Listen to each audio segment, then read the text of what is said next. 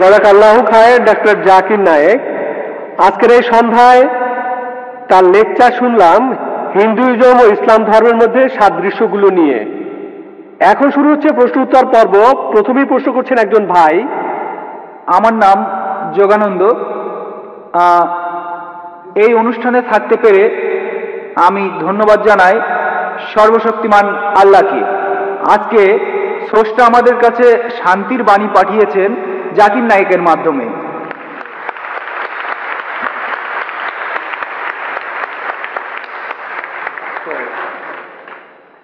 মানব জাতির শান্তি, এছাড়া হিন্দু মুসলমানের শান্তি। তাই আপনাকে অনেক ধন্যবাদ জানাচ্ছি। আপনি অসাধারণ একটা কাজ করেছেন। যেভাবে আপনি বেদ আর অন্যান্য ধর্মগ্রন্থ থেকে উদ্ধৃতি দিলেন, অসাধারণ একটা কাজ করেছেন। তারপরও আমাদের হিন্দুইজমে একটা জিনিস রয়েছে, সেটা হলো সিদ্ধান্ত। আপনি এখানে বেদান্ত নিয়ে কথা বলেছেন। যদি সিদ্ধান্ত পড়েন তাহলে হিন্দুইজম নিয়ে আরো বলতে পারবেন, আর এটা আমাদের মানবজাতির শান্তির জন্য ভালো হবে। আচ্ছা, অনেক ধন্যবাদ সর্বশক্তিমান আল্লাহকে।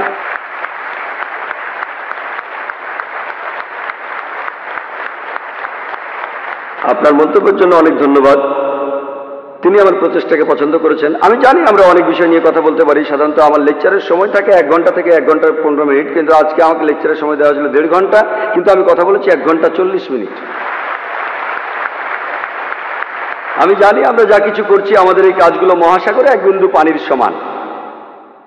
বিস্তারিত জানার জন্য আমার ভিডিও ক্যাসেট দেখতে পারেন, concept of god in major religions. এছাড়াও দেখতে পারেন মুহাম্মদ সাল্লাল্লাহু আলাইহি সাল্লাম ইন মেজর রিলিজিয়ান্স স্ক্রিপচার্স। এইসব বিষয় আর হিন্দুইজমের উপর আমি বেশ কিছু বইও লিখেছি। ইনশাআল্লাহ এই বইগুলো পড়লে আপনারা হিন্দুইজম আর ইসলাম ধর্মের সাদৃশ্য সম্পর্কে অনেক কিছু জানতে পারবেন। আশা করি উত্তরটা পেয়েছেন। ওখানে একজন অমুসলিম ভাইকে দেখা যাচ্ছে।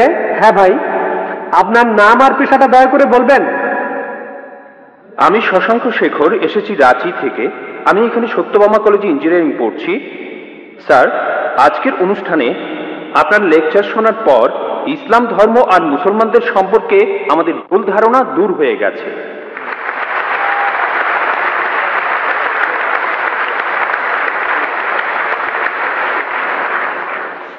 স্যার, আমি জম্মু আর কাশ্মীরে গিয়েছি, সেখানকার ভীতিকর অবস্থা দেখেছি। মানুষ সেখানে কষ্টে আছে মুসলমানদের সেই তথাকথিত জিহাদের কারণে। স্যার, আমার প্রশ্নটা হলো, ইসলাম কি এইসব কাজের অনুমতি দেয়? যদি না দেয় তাহলে এই জিহাদ শব্দটার অর্থ আসলে কি? কারণ পবিত্র কোরআনেই সূরা আরাফের 56 নম্বর আয়াতে বলা হয়েছে, তোমরা বিপর্যয় ঘটিও না। অথবা সূরার 40 নম্বর আয়াতে বলা হয়েছে যে প্রতিশোধ নেয়ার চাইতে ক্ষমা করা উত্তম। অথবা সূরা মাইদার 32 নম্বর আয়াতে বলা হয়েছে যে যদি কেউ কাউকে হত্যা করে সে মানব জাতিকেই হত্যা করলো। স্যার, একই বিষয় নিয়ে আমার আরো প্রশ্ন আছে। সেটা হলো, ইসলাম ধর্মে কোন জিনিসটাকে আমরা বেশি গুরুত্ব দেব, ধর্ম বা মাযহাব, নাকি আমাদের দেশ, মাদারল্যান্ড, মাতৃভূমি বা কওম? অনেক ধন্যবাদ। ভাই, আপনি খুব সুন্দর একটা প্রশ্ন করেছেন। প্রথম প্রশ্নটা হচ্ছে ইসলাম ধর্মে জিহাদ নিয়ে। প্রশ্ন করলেন যে কেন মানুষ যুদ্ধ করছে, কাশ্মীরে যা হচ্ছে জিহাদ, এটাকে ইসলাম কি অনুমতি দেয়? জিহাদ শব্দের অর্থ কি? এটা কি কোরআনে সূরা মাইদার 32 নম্বর আয়াতের বিরুদ্ধে যায় না? ভাই, এই জিহাদ সম্পর্কে বলি, এ ব্যাপারে ভুল ধারণা শুধু অমুসলিমদের মধ্যে নেই, মুসলমানদের মধ্যেও রয়েছে। বেশিরভাগ মানুষই এমনটা ভাবে যে কোনো মুসলিম যদি কোনো যুদ্ধ করে, যে কোনো যুদ্ধ হতে পারে নিজের সুবিধার জন্য, হতে পারে পলিটিক্সের জন্য, হোক সেটা ভাষার জন্য, হোক বর্ণের জন্য, সেটাই হলো জিহাদ। মুসলমানদের যুদ্ধ করাটাকে জিহাদ বলা হয় না। জিহাদ শব্দটা এসেছে আরবি শব্দ জাহাদা থেকে, তার মানে চেষ্টা করা, তার মানে পরিশ্রম করা। জিহাদ মানে সংগ্রাম, কোনো কিছুর জন্য চেষ্টা বা পরিশ্রম করা। ইসলামিক অভিধান অনুযায়ী জিহাদ অর্থ কারো অসৎ প্রবৃত্তির বিরুদ্ধে সর্বশক্তি দিয়ে লড়াই করা। এছাড়াও জিহাদ মানে সমাজের উন্নতির জন্য চেষ্টা করা। এছাড়াও জিহাদ শব্দটা যে যুদ্ধক্ষেত্রে আত্মরক্ষাকেও বোঝানো হয়ে থাকে। জিহাদের অর্থ অন্যায় অত্যাচারের বিরুদ্ধে লড়াই করা। জিহাদের মূল অর্থ চেষ্টা বা পরিশ্রম করা। অনেক মানুষের ভুল ধারণা আছে যে জিহাদ মানে পবিত্র যুদ্ধ। তারা জিহাদের অনুবাদ করে পবিত্র যুদ্ধ। পবিত্র যুদ্ধ বলে যে আরবি শব্দটা আছে সেটা হারবুম মুকাদ্দাসা, যদি আপনারা কোরআন পড়েন, কোরআনের কোথাও পাবেন না, একটা আয়াতও নেই, অথবা নবীজি সাল্লাল্লাহু সাল্লামের সহিহ হাদিসেও কোনো জায়গায় হারবুম মুকাদ্দাসার কথা বলা নেই। এই শব্দটা কোরআন বা হাদিসে নেই। জিহাদ শব্দটার অনুবাদ কোনোভাবেই পবিত্র যুদ্ধ নয়। ঐতিহাসিকরা এই পবিত্র যুদ্ধ শব্দটা প্রথম ব্যবহার করেছিল খ্রিস্টানদের ক্রুসেডকে বোঝানোর জন্য, যারা খ্রিস্টান ধর্ম প্রচার করেছে আর হাজার হাজার মানুষ হত্যা করেছে। দুর্ভাগ্যজনকভাবে বেশিরভাগ লোক, এমনকি তথাকথিত মুসলমান পণ্ডিতগণও জিহাদের অনুবাদ করে পবিত্র যুদ্ধ, এটা ভুল অনুবাদ। জিহাদ শব্দটার অর্থ চেষ্টা বা পরিশ্রম করা। অনেক সময় এই চেষ্টাটা যুদ্ধক্ষেত্রে হতে পারে, সেই যুদ্ধটাও হবে আল্লাহ সুবহানাহু ওয়া তাআলার পথে, সেটা কিতাল ফি সাবিলিল্লাহ। একটা প্রশ্ন করা হয়, ইসলামে কেন যুদ্ধ আর হত্যার অনুমতি দেওয়া হয়েছে? ইসলামের অনেক সমালোচক আছেন যারা বলেন ইসলাম খুব নিষ্ঠুর একটা ধর্ম, ইসলাম সবসময় বলে অমুসলিম কাউকে দেখলে তাকে মেরে ফেলো। অনেকেই বলেন, ইন্ডিয়াতে এরকম একজন আছেন অরুণ সুরি, তিনি একটা বই লিখেছেন দ্য ওয়ার্ল্ড অফ ফতোয়া। তিনি সূরা তাওবার 5 নম্বর আয়াতের উদ্ধৃতি দিয়ে বলেছেন যে কোরআন বলছে কোন কাফিরকে যেখানেই পাবে, ব্র্যাকেটে হিন্দু, তাদেরকে হত্যা করবে। যদি আপনি পবিত্র কোরআনের সূরা তাওবার 5 নম্বর আয়াতটা দেখেন, সেখানে বলা হয়েছে কাফিরদের যেখানে পাবে হত্যা করবে। তবে এই উদ্ধৃতির প্রসঙ্গের কথা এখানে বলা নেই। যদি আপনারা এই আয়াতটার আগের আয়াতগুলো পড়েন, সেখানে একটা শান্তি চুক্তির কথা বলা হয়েছে, মক্কার মুশরিকদের সাথে মুসলিমদের একটা শান্তি চুক্তি।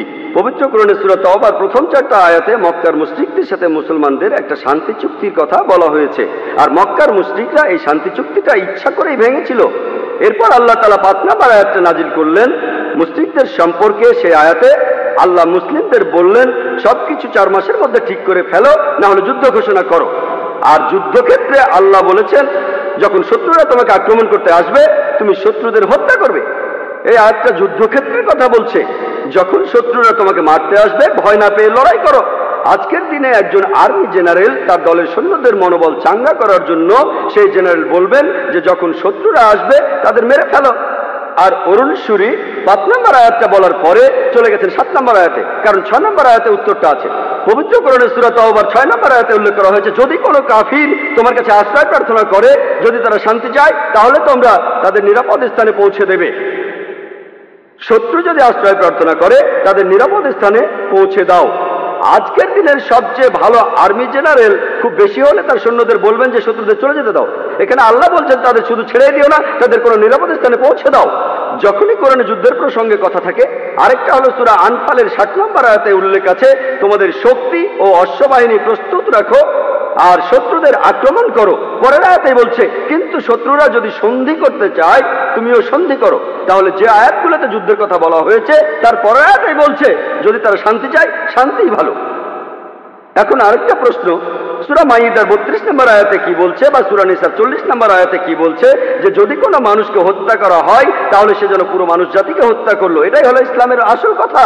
যদি কেউ কোনো মানুষকে হত্যা করে, হোক সে মুসলিম বা অমুসলিম, যদি সেটা হত্যা বা ধ্বংসাত্মক কাজের অপরাধে না হয়, যদি দুর্নীতির অপরাধে না হয়, তাহলে সে যেন পুরো মানুষ জাতিকেই হত্যা করলো। আর কেউ যদি কোনো মানুষকে বাঁচায়, তাহলে সে যেন পুরো মানুষ জাতিকে বাঁচালো।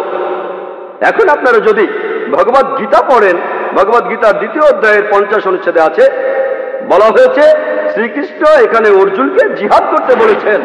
চেষ্টা। যদি আপনারা পড়েন মহাভারত, মহাভারতের হাজার হাজার অনুচ্ছেদে যুদ্ধের কথা রয়েছে, হাজার হাজার অনুচ্ছেদে। কোরআনে যত যুদ্ধের কথা আছে তার চেয়ে অনেক বেশি। মহাভারত একটা ধর্মগ্রন্থ, আপনারা হয়তো জানেন। এখানে রাজ্য নিয়ে একটা যুদ্ধের গল্প রয়েছে পাণ্ডব আর কৌরবদের মধ্যে। পাণ্ডবদের 5 ভাই আর কৌরবরা 100 ভাই, যুদ্ধ। আর ভগবদ গীতা হলো মহাভারতের অংশ। 18টা অধ্যায় কৃষ্ণের কথা। প্রভু তিনি উপদেশ দিচ্ছেন অর্জুনকে। অর্জুন বলছে, এটা আছে ভগবদ গীতার 1 নম্বর অধ্যায় 42 থেকে 46 অনুচ্ছেদে, আমি আমার আত্মীয়দের সাথে যুদ্ধ না করে নিরস্ত্র অবস্থায় এই যুদ্ধক্ষেত্রে মরে যাব। কিভাবে জ্ঞাতি ভাইদের সাথে যুদ্ধ করব? কৌরবরা আমার জ্ঞাতি ভাই, যুদ্ধ না করে আমি বরং যুদ্ধক্ষেত্রে নিরস্ত্র অবস্থায় মরে যাব। ঠিক তখনই শ্রীকৃষ্ণ জানেন তিনি কি বলেছিলেন? 2য় অধ্যায় 2 আর 3 অনুচ্ছেদে আছে, তোমার মনে এমন অশুদ্ধ চিন্তা এলো কিভাবে? এটা একটা পাপ। তুমি এতটা দুর্বল হলে কিভাবে? তোমার হৃদয় দুর্বল হলো কিভাবে?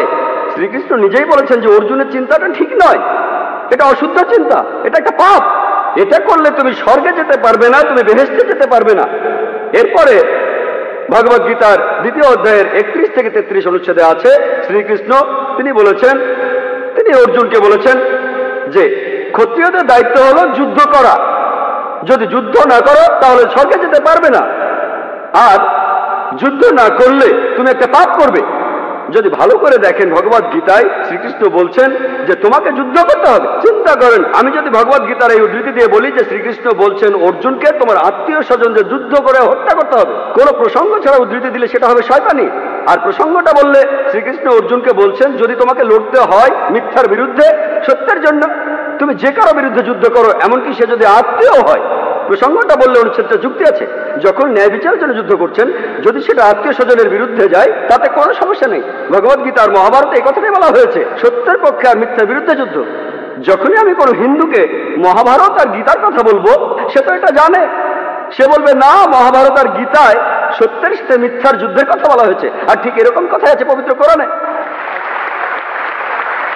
তাহলে মহাভারত আর গীতার উদ্ধৃতিগুলো শুনলে আপনি কোরআনকেও বুঝতে পারবেন। এছাড়াও অনেক লোক বলে ও কোরআনে জিহাদের কথা বলছে, আপনি জিহাদ করতে গিয়ে মারা গেলে বেহেশতে যাবেন। অনেকে আছেন, তাদের একজন অরুণ সুরি বলছেন, তিনি সহিহ বুখারী থেকে হাদিসের উদ্ধৃতিও দিয়েছেন। 4 নম্বর খণ্ড বুক অব জিহাদ 2 নম্বর অধ্যায়ের 46 নম্বর হাদিস বলা হয়েছে, একজন মুজাহিদ হলো সেই লোক যে আল্লাহ সুবহানাহু ওয়া তাআলার পথে চেষ্টা করে, আর আল্লাহ নিজেই জানেন কে চেষ্টা করছে। এরপরে নবীজি বলেছেন যদি কোনো মুজাহিদ যুদ্ধক্ষেত্রে মারা যায় সে জান্নাতে যাবে, সে পরকালে বেহেশতে যাবে, কিন্তু যদি সে ফিরে আসে, মারা না যায়, সে ফিরে আসবে গনিমতের মাল নিয়ে। এই হাদিসটা আর কোরআনের বিভিন্ন আয়াতের কথা বলছেন ইসলামের সমালোচকরা। আমি ভাবি হিন্দু সমালোচকরা এই উদ্ধৃতিটা দেয় কিভাবে? তারা কি ভগবত গীতা পড়েনি?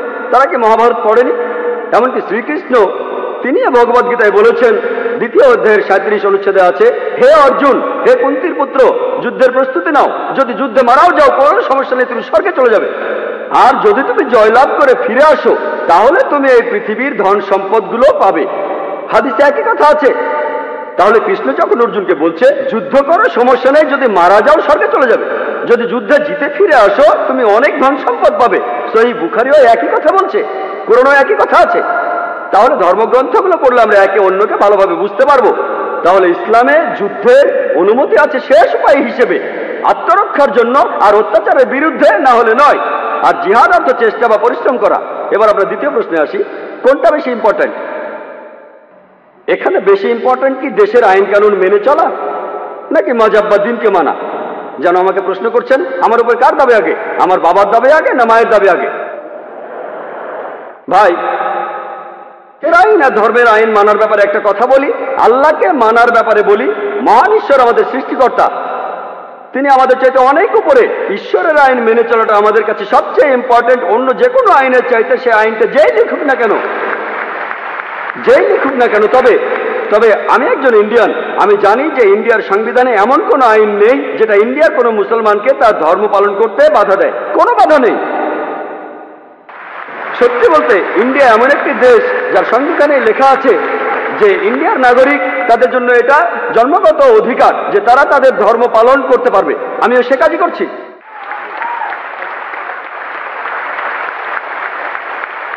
ইন্ডিয়ায় এমন একটা আইনও নেই যেটা আমাকে আমার ফরজ পালনে বাধা দেয় আর আমাকে দিয়ে হারাম কাজ করাতে বাধ্য করে, এমন কোনো আইন নেই।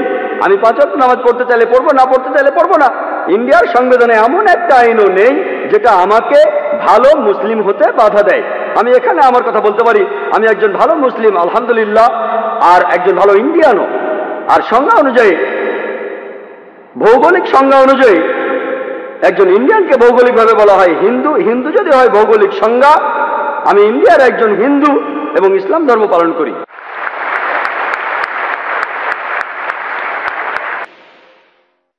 ভাই, আপনার নাম আর পেশাটা কি জানতে পারি?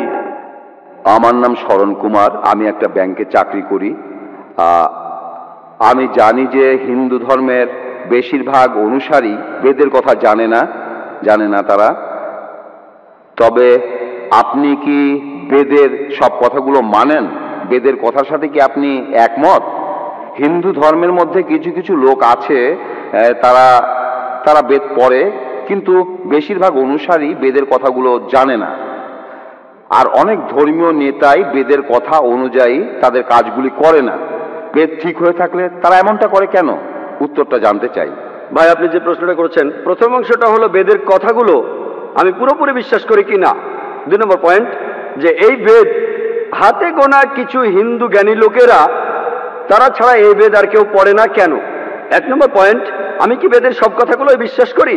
যদি ভালো করে দেখেন, আল্লাহ পবিত্র কোরআনে বলছেন, সূরা রাদের 38 নম্বর আয়াতে উল্লেখ করা আছে, আল্লাহ বলছেন যে তোমার পূর্বে আমি অনেক রাসূল প্রেরণ করিয়াছিলাম, লিকুল্লি নাজিলিন কিতাব, প্রত্যেক যুগে রাসূল প্রেরণ করছি। পবিত্র কোরআনে 4টা কিতাবের নাম আছে, তাওরাত, জাবুর, ইনজিল আর কোরআন। পবিত্র কোরআন হলো আল্লাহ তাআলার সর্বশেষ আর চূড়ান্ত আসমানি কিতাব, নাজিল হয়েছিল সর্বশেষ আর চূড়ান্ত নবী মুহাম্মদ সাল্লাল্লাহু আলাইহি সাল্লামের উপর। এখন বোম্বেতে আমাকে একজন প্রশ্ন করেছিল, বেদকে আমি ঈশ্বরের বাণী মনে করি কি না, আমি কি বেদকে সম্পূর্ণ সঠিক মনে করি? দেখেন, নাম দিয়ে মাত্র 4টার কথা বলা হয়েছে, তাওরাত, জাবুর, ইনজিল আর কোরআন, কিন্তু আল্লাহ তাআলা আরো আসমানি কিতাব নাজিল করেছেন। এখন বেদের ব্যাপারে, বেদকে আমি ঈশ্বরের বাণী মনে করি কিনা, যেহেতু পবিত্র কোরআনে বেদের নাম উল্লেখ করা নেই, হাদিসেও বলা হয়নি, আমি নিশ্চিতভাবে বলতে পারি না যে এটা ঈশ্বরের বাণী। আমি এখন বলবো এটা হতে পারে, এমন হতে পারে, আবার নাও হতে পারে, কিন্তু বেদ যদি ঈশ্বরের বাণী হয়েও থাকে, বেদ ছিল সেই সম্প্রদায়ের জন্য আর সেই সময়ের জন্য। বর্তমানে আমরা মানব সর্বশেষ আর চূড়ান্ত আসমানি কিতাবকে, অর্থাৎ পবিত্র কোরআন, পুরো মানুষ জাতির জন্য। 2 নম্বর প্রশ্ন, আমি বেদের সবকিছু বিশ্বাস করি কিনা। আল্লাহ পবিত্র কোরআনে সূরা বাকারার 79 নম্বর আয়াতে বলেছেন, ফাওয়াইলুল লিল্লাযিনা ইয়াকতুবুনাল কিতাবা বিআইদিহিম সুম্মা ইয়াকুলুনা হাযা মিন ইনদিল্লাহ লিয়াশতারু বিহি সামানান কালিলা ফাওয়াইলুল লাহুম মিম্মা কাতাবাত আইদিহিম ওয়াইলুল লাহুম মিম্মা ইয়াকসিবুন। দুর্ভোগ তাহাদের যাহারা নিজ হাতে কিতাব রচনা করে তুচ্ছ মূল্য প্রাপ্তির জন্য বলে, ইহা আল্লাহর নিকট হইতে। দুর্ভোগ তাহারা যাহা উপার্জন করিয়াছে, দুর্ভোগ তাহারা যাহা লিখিয়াছে। তাহলে বুঝতে পারছি যে মহান সৃষ্টিকর্তা সব আসমানি কিতাবই সময় চলে যাওয়ার সাথে সাথে বাতিল হয়ে যায়, পরিবর্তিত হয়ে যায়। বর্তমানে ইনজিলকে অবিকৃত অবস্থায় পাওয়া যাবে না। আমরা যে বাইবেল দেখি সেটা ইনজিল নয়, যেটা যীশু খ্রিস্টের উপর নাজিল হয়েছিল। সময়ের সাথে সাথে এগুলো বদলে গেছে। তাই বেদ যদি ঈশ্বরের বাণী হয়েও থাকে, বেদ পুরোপুরি অবিকৃত অবস্থায় এখন নাই। হিন্দু পণ্ডিতরা এই ব্যাপারে একমত। আর আল্লাহ পবিত্র কোরআনে সূরা হিজরের 9 নম্বর আয়াতে বলেছেন, আমি কোরআন অবতীর্ণ করিয়াছি, অবশ্যই আমি উহা সংরক্ষক। কোরআনকে আরো বলা হয় ফুরকান, যা দিয়ে সঠিক ও ভুল আলাদা করা হয়। তাই বলবো, বেদের যে কথাগুলোর সাথে কোরআনের মিল রয়েছে সেগুলো সত্যি বলে মেনে নিচ্ছি, যেগুলো মেলে না সেগুলো বাদ দিচ্ছি। কারণ হিন্দু পণ্ডিতরাই বলেন যে বেদ অবিকৃত অবস্থায় নেই। আমি কি করছি, কোরআনের সাথে বেদের যে কথাগুলো মিলছে সেগুলো মেনে নিচ্ছি। এটা ঈশ্বরের বাণী হতে পারে, কিন্তু আমি বেদের সব কথাই মেনে নিচ্ছি না। বেদে অনেক অবৈজ্ঞানিক কথা রয়েছে, এটার উপরেও লেকচার দিতে পারি, কিন্তু সে ব্যাপারে এখানে বলতে চাই না। বেদের অনেকগুলো বৈজ্ঞানিক ভুল নিয়ে কথা বলতে পারি। তাই আমি বলছি যে কোরআন হলো ফুরকান, আর এটাতে এই পরীক্ষা করে দেখব, যদি এর সাথে মিলে যায় তাহলে এ কথা মানব যে এই অংশটা একেবারে সঠিক। আশা করি উত্তরটা পেয়েছেন। এবারের প্রশ্ন মহিলাদের মধ্য থেকে একজন অমুসলিম বোন এবার প্রশ্ন করবেন। সবাইকে শুভ সন্ধ্যা। আমার নাম আরতি, আমি ইঞ্জিনিয়ারিং এর স্টুডেন্ট। আমি এই কথা মানি যে সব ধর্মই আসলে কিছু বিশ্বাসের সমষ্টি। হিন্দুইজম একটা বিশ্বাস, ইসলাম একটা বিশ্বাস, খ্রিস্টান ধর্ম একটা বিশ্বাস। আর বেশিরভাগ প্রধান ধর্মই, যেমন হিন্দুইজম, ইসলাম বা খ্রিস্টান ধর্ম, এগুলো সময়ের সাথে গড়ে উঠেছে।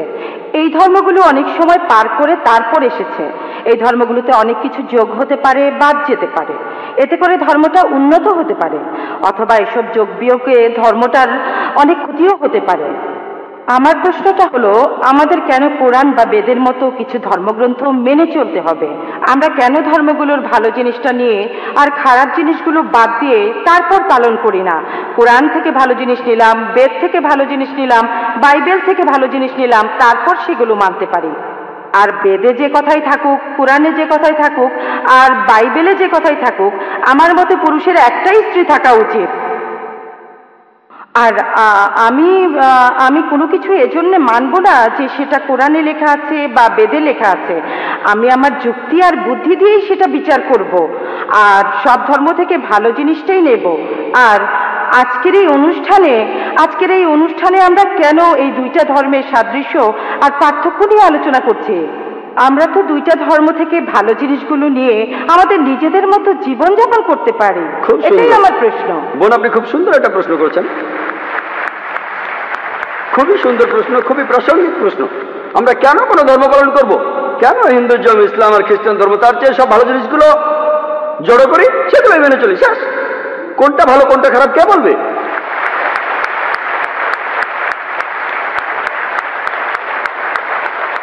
যেমন ধরুন, আমেরিকাতে স্কার্ট পরা আর শর্টস পরা খুবই কমন, পশ্চিমাদের এটা ভদ্রতা, তাদের জন্য স্কার্ট আর শর্টস পরা ভদ্রতা। যদি চেন্নাইতে এমন করেন, যদি এখানে স্কার্ট শর্টস পরা কোনো মেয়েকে আপনি দেখেন, তখন বলবেন এটা অভদ্রতা, আপনিও বলবেন বোন, আপনিও বলবেন অভদ্রতা। তাহলে আমেরিকায় যেটা ভদ্রতা এখানে সেটা অভদ্রতা। কয়েক বছর আগে আমি আমেরিকায় গিয়েছিলাম, সেখানে একজন বলল তোমাদের ইন্ডিয়ার মহিলারা খুবই অভদ্র। আমি অবাক হয়ে বললাম কেন ইন্ডিয়ার মহিলারা অভদ্র কেন? কারণ তারা যখন শাড়ি পরে তাদের পেট দেখা যায়। তার মানে আমেরিকায় সে দেশের নিয়মে কোনো মহিলা তার পেট দেখালে সে অভদ্র। তাহলে কে ঠিক করবে? আপনি যদি মুসলিম দেশগুলোতে যান, আরব দেশগুলোতে, কোনো মহিলার দিকে তাকানো, কোনো মহিলার দিকে চোখ ফেরানো অন্যায়, অভদ্রতা। এখানে যদি কোনো মহিলাকে স্পর্শ না করে কথা বলেন, তার দিকে তাকান, সেটা ভদ্রতা। তাই ইন্ডিয়ানরা নমস্তে বলে স্পর্শ ছাড়া। পশ্চিমা দেশগুলোতে হ্যান্ডশেক করাটা খুবই কমন। একজন মহিলা আর একজন পুরুষ হ্যান্ডশেক করছে, সেটাই ভদ্রতা। শরীরের অন্যান্য অঙ্গ প্রত্যঙ্গ স্পর্শ না করে হ্যান্ডশেক করা কিছু পশ্চিমা দেশে এটাই হলো ভদ্রতা। অন্যান্য পশ্চিমা দেশে মহিলাদের ঠোঁটে আর গালে চুমু দিয়ে এটা হলো ভদ্রতা। আর কিছু পশ্চিমা দেশে আপনি যা খুশি তাই করতে পারেন, পুরুষ আর মহিলা তারা স্বেচ্ছায় যা করবে সবই হলো ভদ্রতা। কে ঠিক করবে? ঠিক করবে কে? কে ঠিক করবে? আমেরিকায় অনেকগুলো নুট বিচ রয়েছে। টাইমস অফ ইন্ডিয়া 2 মাস আগে পড়লাম, সমুদ্র ভ্রমণ, নুট ক্রুজ, জাহাজে যারা থাকবে সবাই উলঙ্গ থাকবে, তাদের জন্য এটা ভদ্রতা। কে ঠিক করবে? সবচেয়ে ভালো যিনি বলতে পারেন তিনি সৃষ্টিকর্তা। আমি প্রশ্ন করছি কোনটা ভালো কোনটা খারাপ কে ঠিক করবে? কে ঠিক করবে? আপনি বললেন সেরা নিয়মগুলোই বাঁচা হবে, আর আমিও আপনার সঙ্গে একমত। আমি আপনার সঙ্গে একমত, সবগুলো ধর্মের ভালো জিনিসগুলো বেছে নেন। আমি সেটাই করেছি, আমি সব ভালো জিনিসগুলো বেছে নিয়েছি বেদের মধ্যে থেকে।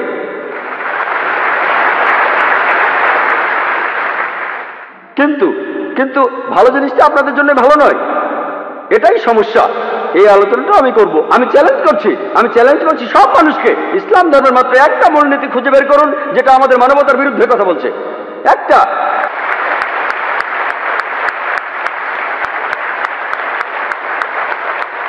আমি চ্যালেঞ্জ করছি, আমি অন্য মুসলমানকে এর মধ্যে টানছি না, আমি শুধু আমার মাথাটা গিলোটিনে রাখছি। আমি সবাইকে চ্যালেঞ্জ করছি, যে কেউ, হ্যাঁ অনেক অমুসলিম আছেন যাদের কাছে মনে হবে কিছু এক ভুল, যেমন ধরুন এই বোন পুরুষের একাধিক বিয়েতে একমত নন, এরপরও বলবো ইনশাল্লাহ আমার উত্তরটা শুনে আপনিও মানবেন, ইনশাল্লাহ মেনে নেবেন, আপনিও একমত হবেন। যেমন ধরুন আপনি প্রশ্ন করলেন 2 আর 2 যোগ করলে কত হয়, আমি উত্তরটা জানি বলে দিলাম, তারপর আপনি উত্তর শুনে মেনে নেবেন। আমরা এখানে যেটা করব, যেসব ব্যাপারে আপনারা একমত নন, আপনার মাইকের সামনে এসে প্রশ্ন করবেন। আমি আসলে একজন ছাত্র হিসেবে যথাসাধ্য চেষ্টা করবো, আল্লাহ চাইলে উত্তরটা দিতে পারবো। এখন বেদ যে বলছে আপনি একাধিক বিয়ে করতে পারেন, খ্রিস্টানদের বাইবেল বলছে, কোরআনও বলছে। এখন আপনি এইসবের কোনোটাই মানতে চান না, সমস্যা নেই, আসুন আমরা যুক্তির কথা বলি, আমরা যুক্তি দিয়ে দেখি। বল, আপনি কি জানেন প্রাকৃতিকভাবে ছেলেরা আর মেয়েরা সমান অনুপাতে জন্মায়? প্রাকৃতিকভাবে ছেলেরা আর মেয়েরা সমান অনুপাতে জন্ম নেয়, কিন্তু কোনো ডাক্তারের কাছে যান, শিশুদের উপরে ডাক্তার, তিনি বলবেন যে মেয়ে শিশুরা বিভিন্ন জীবাণুর বিরুদ্ধে ছেলে শিশুর চেয়ে ভালোভাবে লড়াই করতে পারে। তাহলে শিশু বয়সে দেখা যায় মেয়ে শিশু যত মারা যায় তার চেয়ে ছেলে শিশু অনেক বেশি মারা যায়। শিশু বয়সে মেয়েদের সংখ্যা ছেলেদের চাইতে বেশি থাকে। তারপর সময় যায়, মানুষ ধূমপানের কারণে মারা যায়, মদ খাওয়ার কারণে মারা যায়, অ্যাক্সিডেন্টে মারা যায়, যুদ্ধে মারা যায়, এখানেও মেয়েদের চাইতে ছেলেরা বেশি মারা যায়। তাই আজকের দিনে পৃথিবীতে পুরুষের চাইতে মহিলার সংখ্যা অনেক বেশি। শুধুমাত্র কয়েকটা দেশে, ইন্ডিয়ার মতো তৃতীয় বিশ্বের কয়েকটা দেশে মেয়েদের সংখ্যা ছেলেদের চাইতে অনেক কম। কারণটা জানেন? কারণ হলো মেয়ে শিশু হত্যা। বিবিসির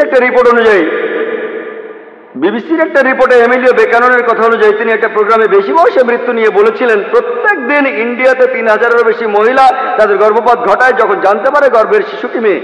তার মানে প্রতি বছরে ইন্ডিয়াতে 10 লাখেরও বেশি মহিলা গর্ভপাত ঘটায় যখন জানতে পারে গর্ভের শিশুটি মেয়ে। যদি এই অশুভ প্রথাটি বন্ধ করা যায়, আর তামিলনাড়ুর সরকারি হাসপাতালের রিপোর্ট অনুযায়ী আপনাদের এই প্রদেশেই এই রিপোর্ট বলছে প্রতি 10 জন মেয়ে সন্তানের 4 জনকে মারা হয়, এই কাজটা কি সঠিক? এটা ভুল। যদি এই অশুভ প্রথা বন্ধ করেন তাহলে ইন্ডিয়াতেও মেয়েদের সংখ্যা হবে ছেলেদের সংখ্যা চেয়ে বেশি। শুধুমাত্র আমেরিকাতেই মেয়েদের সংখ্যা ছেলেদের চেয়ে 78 লক্ষ বেশি।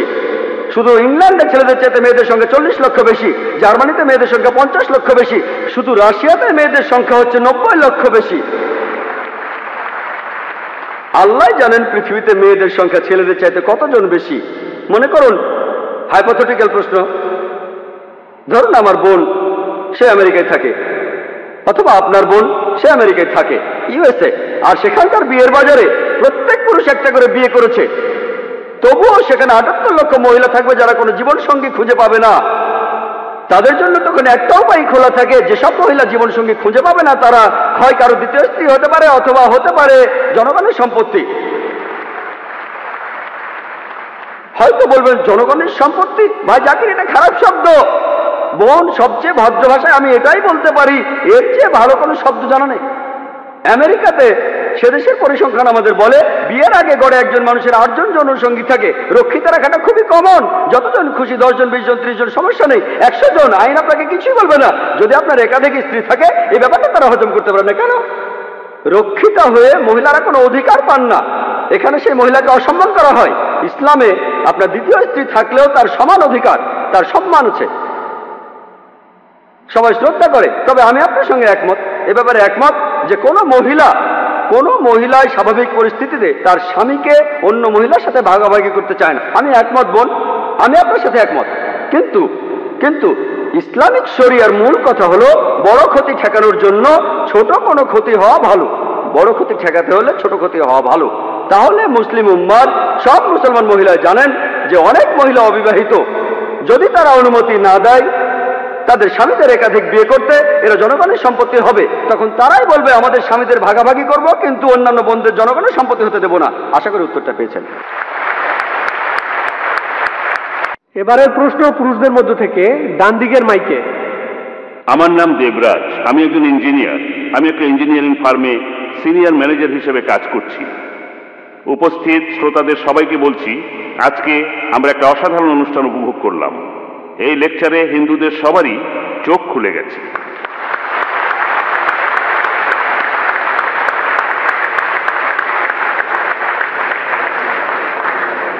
আর আমি সত্যি মুগ্ধ হয়েছি, অবাক হয়েছি যেভাবে ডক্টর জাকির নায়েক বেদ আর উপনিষদ থেকে বিভিন্ন উদ্ধৃতি দিলেন।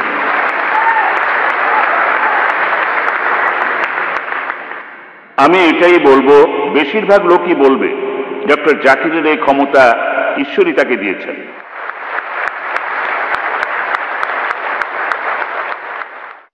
আজকে একটা ব্যাপার খেয়াল করলাম, ইসলাম ধর্মে স্পষ্ট করে বলা আছে মানুষের আসলে কি করা উচিত। হিন্দুইজমে এটা পরিষ্কার না, কথাগুলো আছে কিন্তু পরিষ্কার না। অনেকের মধ্যেই ভুল ধারণাগুলো আছে, অনেক ধরনের ধারণা, মতবাদ, বিশ্বাস সেখানে আছে। কথাগুলো কিন্তু আছে, একটু অন্যভাবে বলা আছে। আমি আপনাদের কাছে অনুরোধ করব যে হিন্দু পণ্ডিতদের আমন্ত্রণ করেন আর তারপর একটা বিতর্কের আয়োজন করেন, যাতে করে সবাই সত্যটা জানতে পারে।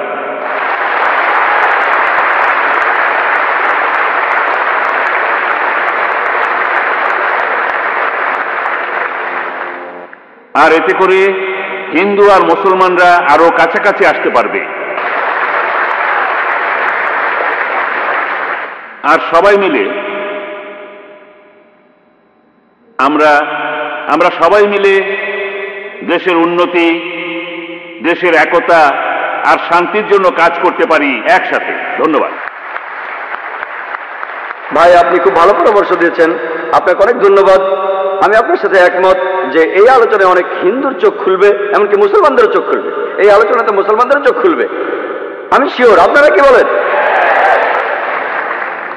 আর ভাই খুব ভালো পরামর্শ দিলেন যে হিন্দু ধর্মের পণ্ডিতদের ডেকে আমরা বিতর্ক করতে পারি। আমি বলবো মত বিনিময়।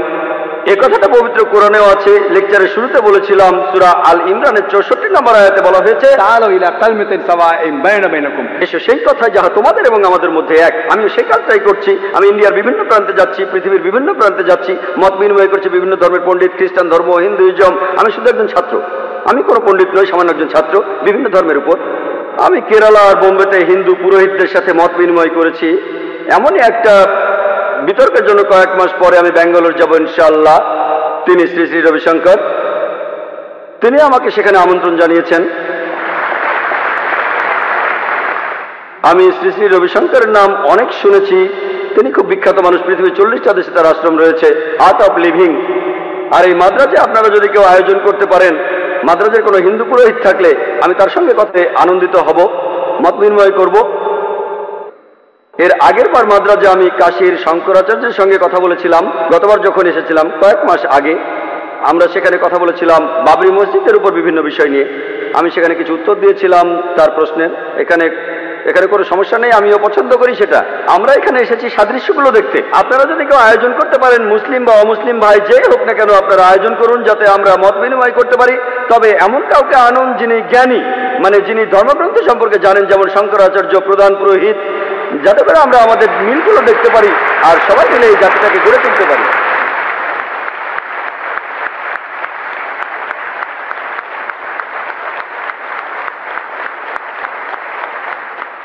এবার প্রশ্ন করবেন একজন অমুসলিম বোন। মিস্টার জাকির, প্রশ্নটা করেছে আমার এক অমুসলিম বন্ধু। সে আমাকে বলে যে মুসলমানদের মধ্যেই বিভ্রান্তি আছে। মুসলমানরা নিজেরাই এক অন্যকে প্রশ্ন করে যে আপনি কি ওয়াহাবি নাকি আপনি একজন সুন্নি। তার মতে মুসলমানদের বিভ্রান্তির মধ্যে রয়েছে। এখন এ ব্যাপারে আপনি কি বলবেন? এ ব্যাপারে আমরা মুসলমানরা কি বলতে পারি? বোন, আপনি বললেন যে এক অমুসলিম বোন প্রশ্ন করেছেন যে মুসলমানদের নিজেদের মধ্যে বিভ্রান্তি আছে, যে আপনি কি ওয়াহাবি নাকি হান্নাফি, শাফি নাকি মালিকি। তাহলে মুসলমানরা বিভ্রান্তির মধ্যে আছে, এর উত্তরটা কি? আমি অমুসলিম এই বোনের সাথে একমত। দুর্ভাগ্যজনকভাবে মুসলমানরা এখন অনেক ভাগে বিভক্ত। তবে আমি যখন হিন্দুদের বেদ পড়তে বলছি তখন মুসলমানদেরও কোরআন পড়তে বলছি।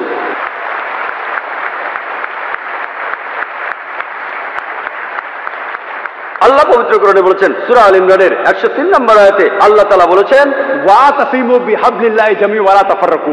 আল্লাহর রজ্জু শক্ত করে ধরো আর বিচ্ছিন্ন হয়েও না। আমরা আল্লাহর রশি ধরবো, আর সেই রশি হলো পবিত্র কোরআন আর সহিহ হাদিস। আল্লাহ কোরআনে বলছেন, সূরা আল আনামের 159 নম্বর আয়াতে উল্লেখ আছে, যারা দিন সম্বন্ধে নানা মতের সৃষ্টি করেছে, হে রাসূল, তাদের দায়িত্ব তোমার নয়। ইসলাম ধর্মে বিভিন্ন দল আর মত তৈরি করা এটা নিষিদ্ধ, এটা হারাম। কিন্তু যদি মুসলমানদের বলি আপনি কি, কেউ বলে আমি হানাফি, কেউ বলে শাফি, কেউ বলে হামলি, কেউ বলে ওয়াহাবি। নবীজি কি ছিলেন? তিনি কি হানাফি? তিনি কি শাফি? তিনি কি হামলি? তিনি কি মালিকি? তিনি কি ছিলেন? তিনি মুসলিম ছিলেন। পবিত্র কোরআনে সূরা আল ইমরানের 52 নম্বর আয়াতে উল্লেখ করা আছে, ঈসা আলাইহিস সালাম, যীশু খ্রিস্ট, তিনি মুসলমান ছিলেন। পবিত্র কোরআনে সূরা আল ইমরানের 67 নম্বর আয়াতে উল্লেখ আছে যে ইব্রাহিম আলাইহিস সালাম, তিনিও মুসলিম ছিলেন। পবিত্র কোরআনে সূরা ফুসিলাতে 33 নম্বর আয়াতে উল্লেখ করা আছে, ওমান আহসানু ক্বালাম মিম্মান দাআ ইলাল্লাহি ওয়া আমিলা সালিহান ওয়া ক্বালা ইন্নানি মিনাল মুসলিমিন। সেই ব্যক্তির চেয়ে কে উত্তম যে মানুষকে আহ্বান করে আল্লাহর পথে, সৎকর্ম করে আর বলে আমি মুসলমান। আমাদের নবী মুহাম্মদ সাল্লাল্লাহু আলাইহি ওয়াসাল্লাম মুসলমান ছিলেন। আল্লাহই বলেছেন আমরা হব মুসলমান। মুসলমানের চেয়ে ভালো কোনো বিশেষণ নেই।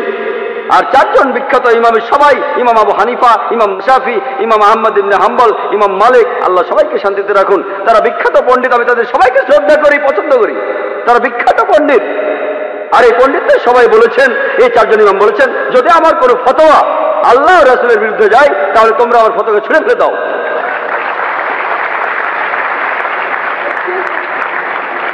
যদি ভালো করে দেখেন, এই যে ইমাম যারা ছিলেন তারা মুসলমানদের বিভক্ত করতে চাননি।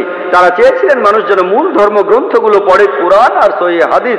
তাই আমাদের এখন যা করতে হবে, আমি জানি যে লোকজন বলে একটা হাদিসে আছে মুসলিমরা 73টি ভাগে বিভক্ত হবে। এটা আছে তিরমিজিতে, সহিহ হাদিস 171 নম্বর হাদিস।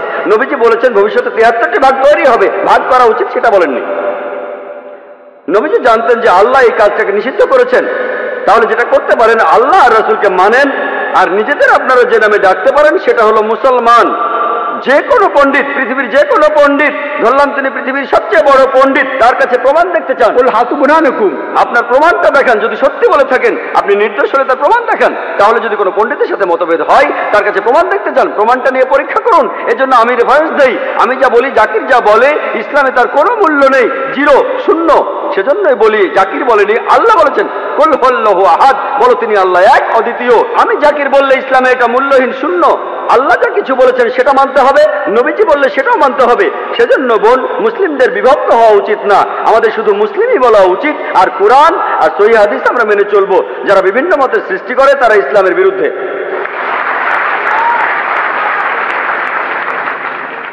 হ্যাঁ ভাই, প্রশ্নটা করুন। ডক্টর মহাদেব, আমি প্রাইভেট প্র্যাকটিস করি। গত পরশুদিন আমি আব্দুর রহিম গ্রিনের লেকচার শুনতে গিয়েছিলাম।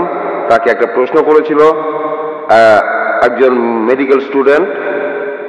তার প্রশ্নটা ছিল বেহেশত নিয়ে, যারা ইসলাম মানে তারা বেহেশতে যাবে আর বাকি সবাই যাবে দোজখে।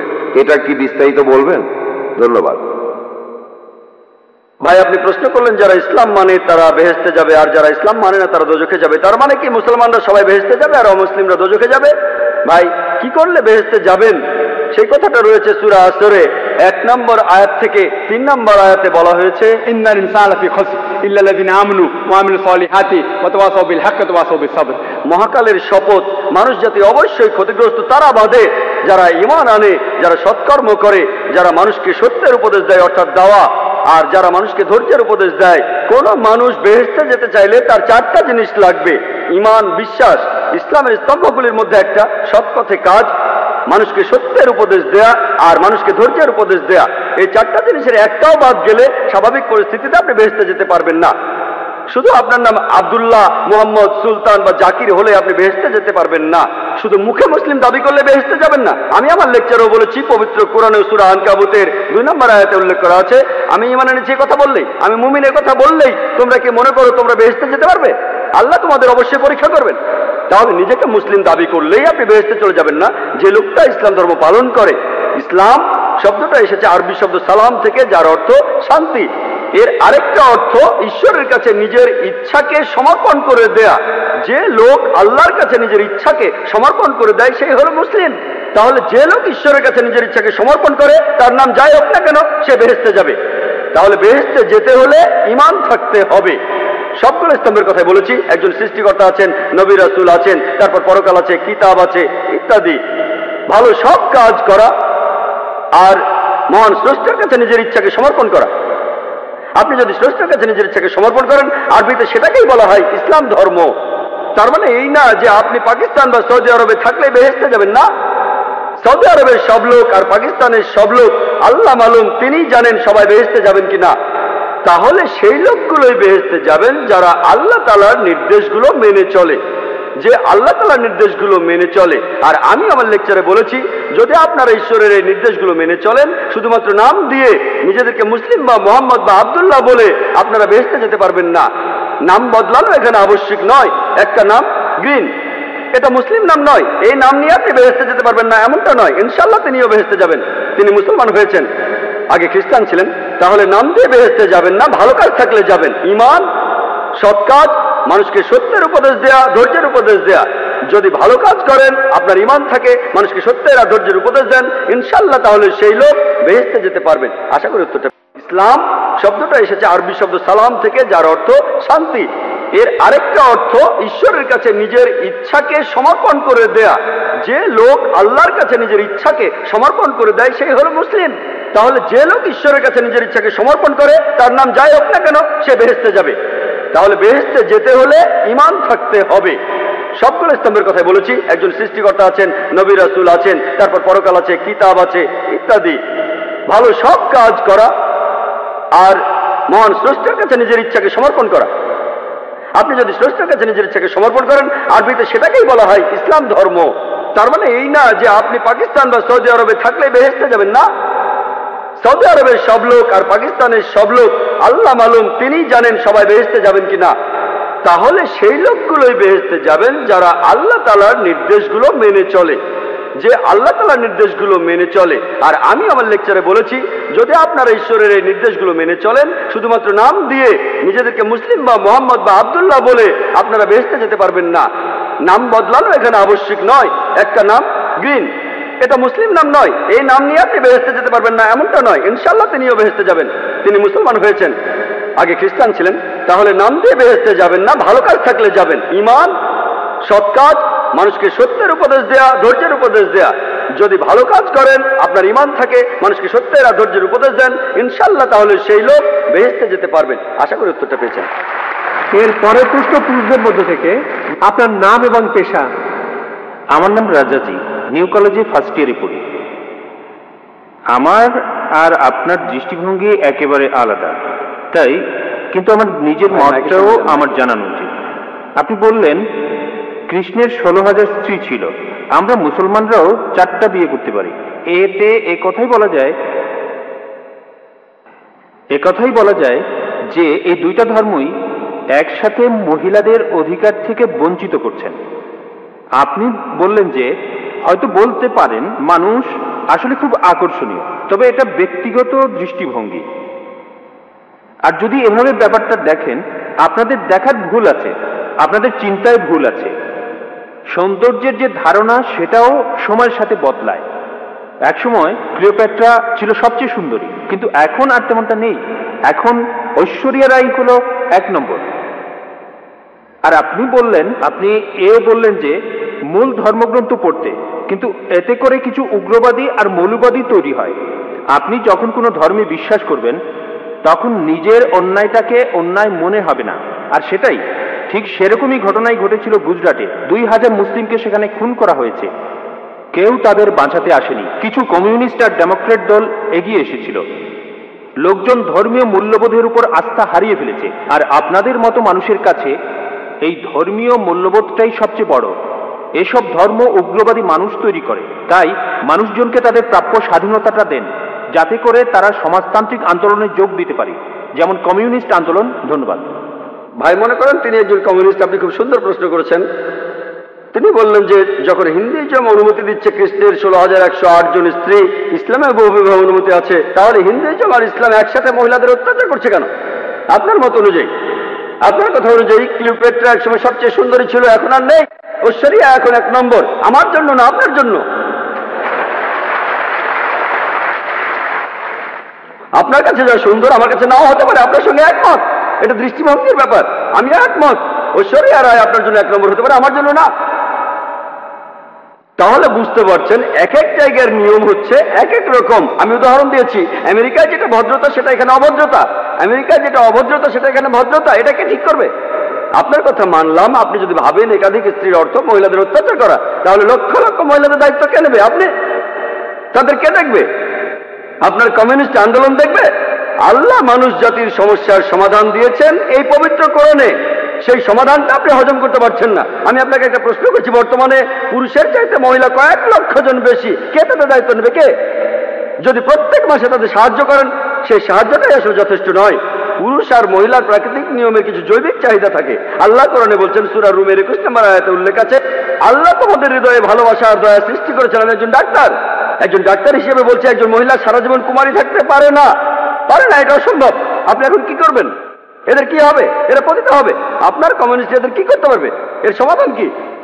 কোনো সমাধান নেই। আল্লাহ আমাদের এই সমস্যার সমাধান দিয়েছেন, সেই সমাধানটা হজম করতে পারছেন না। তাহলে এখানে সমস্যাটা হলো সমাধান পছন্দ হচ্ছে না, আপনি সমাধান দেন। এর চাইতে ভালো সমাধান কি দিতে পারেন? ইসলামে একাধিক বিয়ে করাটা আবশ্যিক নয়, 4টা বিয়ে করা আবশ্যিক নয়। আমি এমন কোন ইন্ডিয়ান মুসলিমকে চিনি না যার 4টা স্ত্রী, কাউকে চিনি না।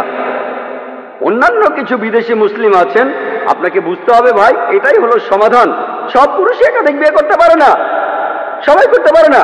তবে কিছু মানুষ স্ত্রীদের সুবিচার করতে পারে, আল্লাহ তাদের অনুমতি দিয়েছেন। তারা যদি সুবিচার করতে পারে, আপনার সমস্যা কোথায়? কোথায় মহিলাদের অত্যাচার করছি? আমরা তাদের সম্মান করছি। আপনি যে আমেরিকা তথাকথিত আধুনিক কালচারের কথা বলছেন, আর্ট কালচারের নামে তারা কি করছে? তারা মহিলাদের অসম্মান করছে।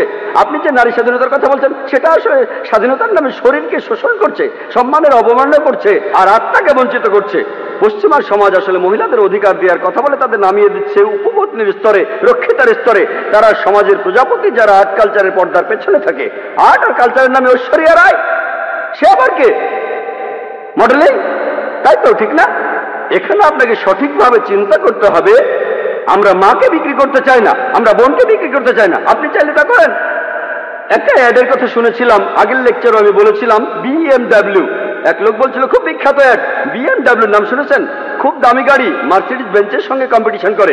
সেই অ্যাডে বিকিনি পরা একটা মেয়ে গাড়ির সামনে দাঁড়িয়ে আছে, এখনই চালানো শুরু করুন। মেয়েটাকে না গাড়িটাকে? আপনারা কি করছেন? কমিউনিজমের কথা বলে, মহিলাদের অধিকারের কথা বলে আপনাদের মা বোনকে বিক্রি করছেন, আপনাদের মা বোনকে বিক্রি করছেন। আমরা মুসলিমরা এটা করতে চাই না, আমরা এটা করতে চাই না।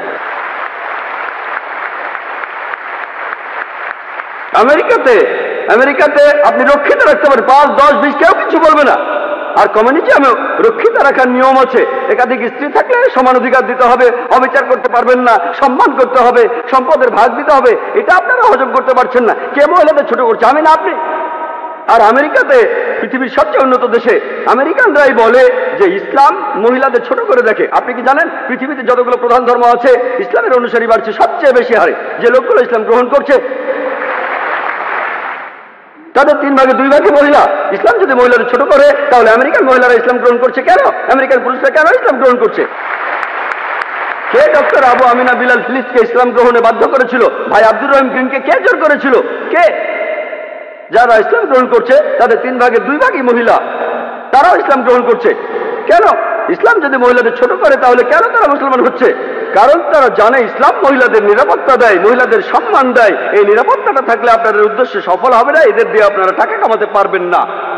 পলিটিশিয়ানরা যেমন ডিভাইড অ্যান্ড রুলের নীতি মেনে চলে, আর্ট আর কালচারের লোকেরা তেমনি মহিলাদের অধিকারের কথা বলে। বিউটি কন্টেস্ট, কসমেটিক্স বিক্রি করা হচ্ছে, তারা এভাবে কোটি কোটি ডলার কামাচ্ছে। আপনি জানেন বিউটি কন্টেস্ট কি জন্য?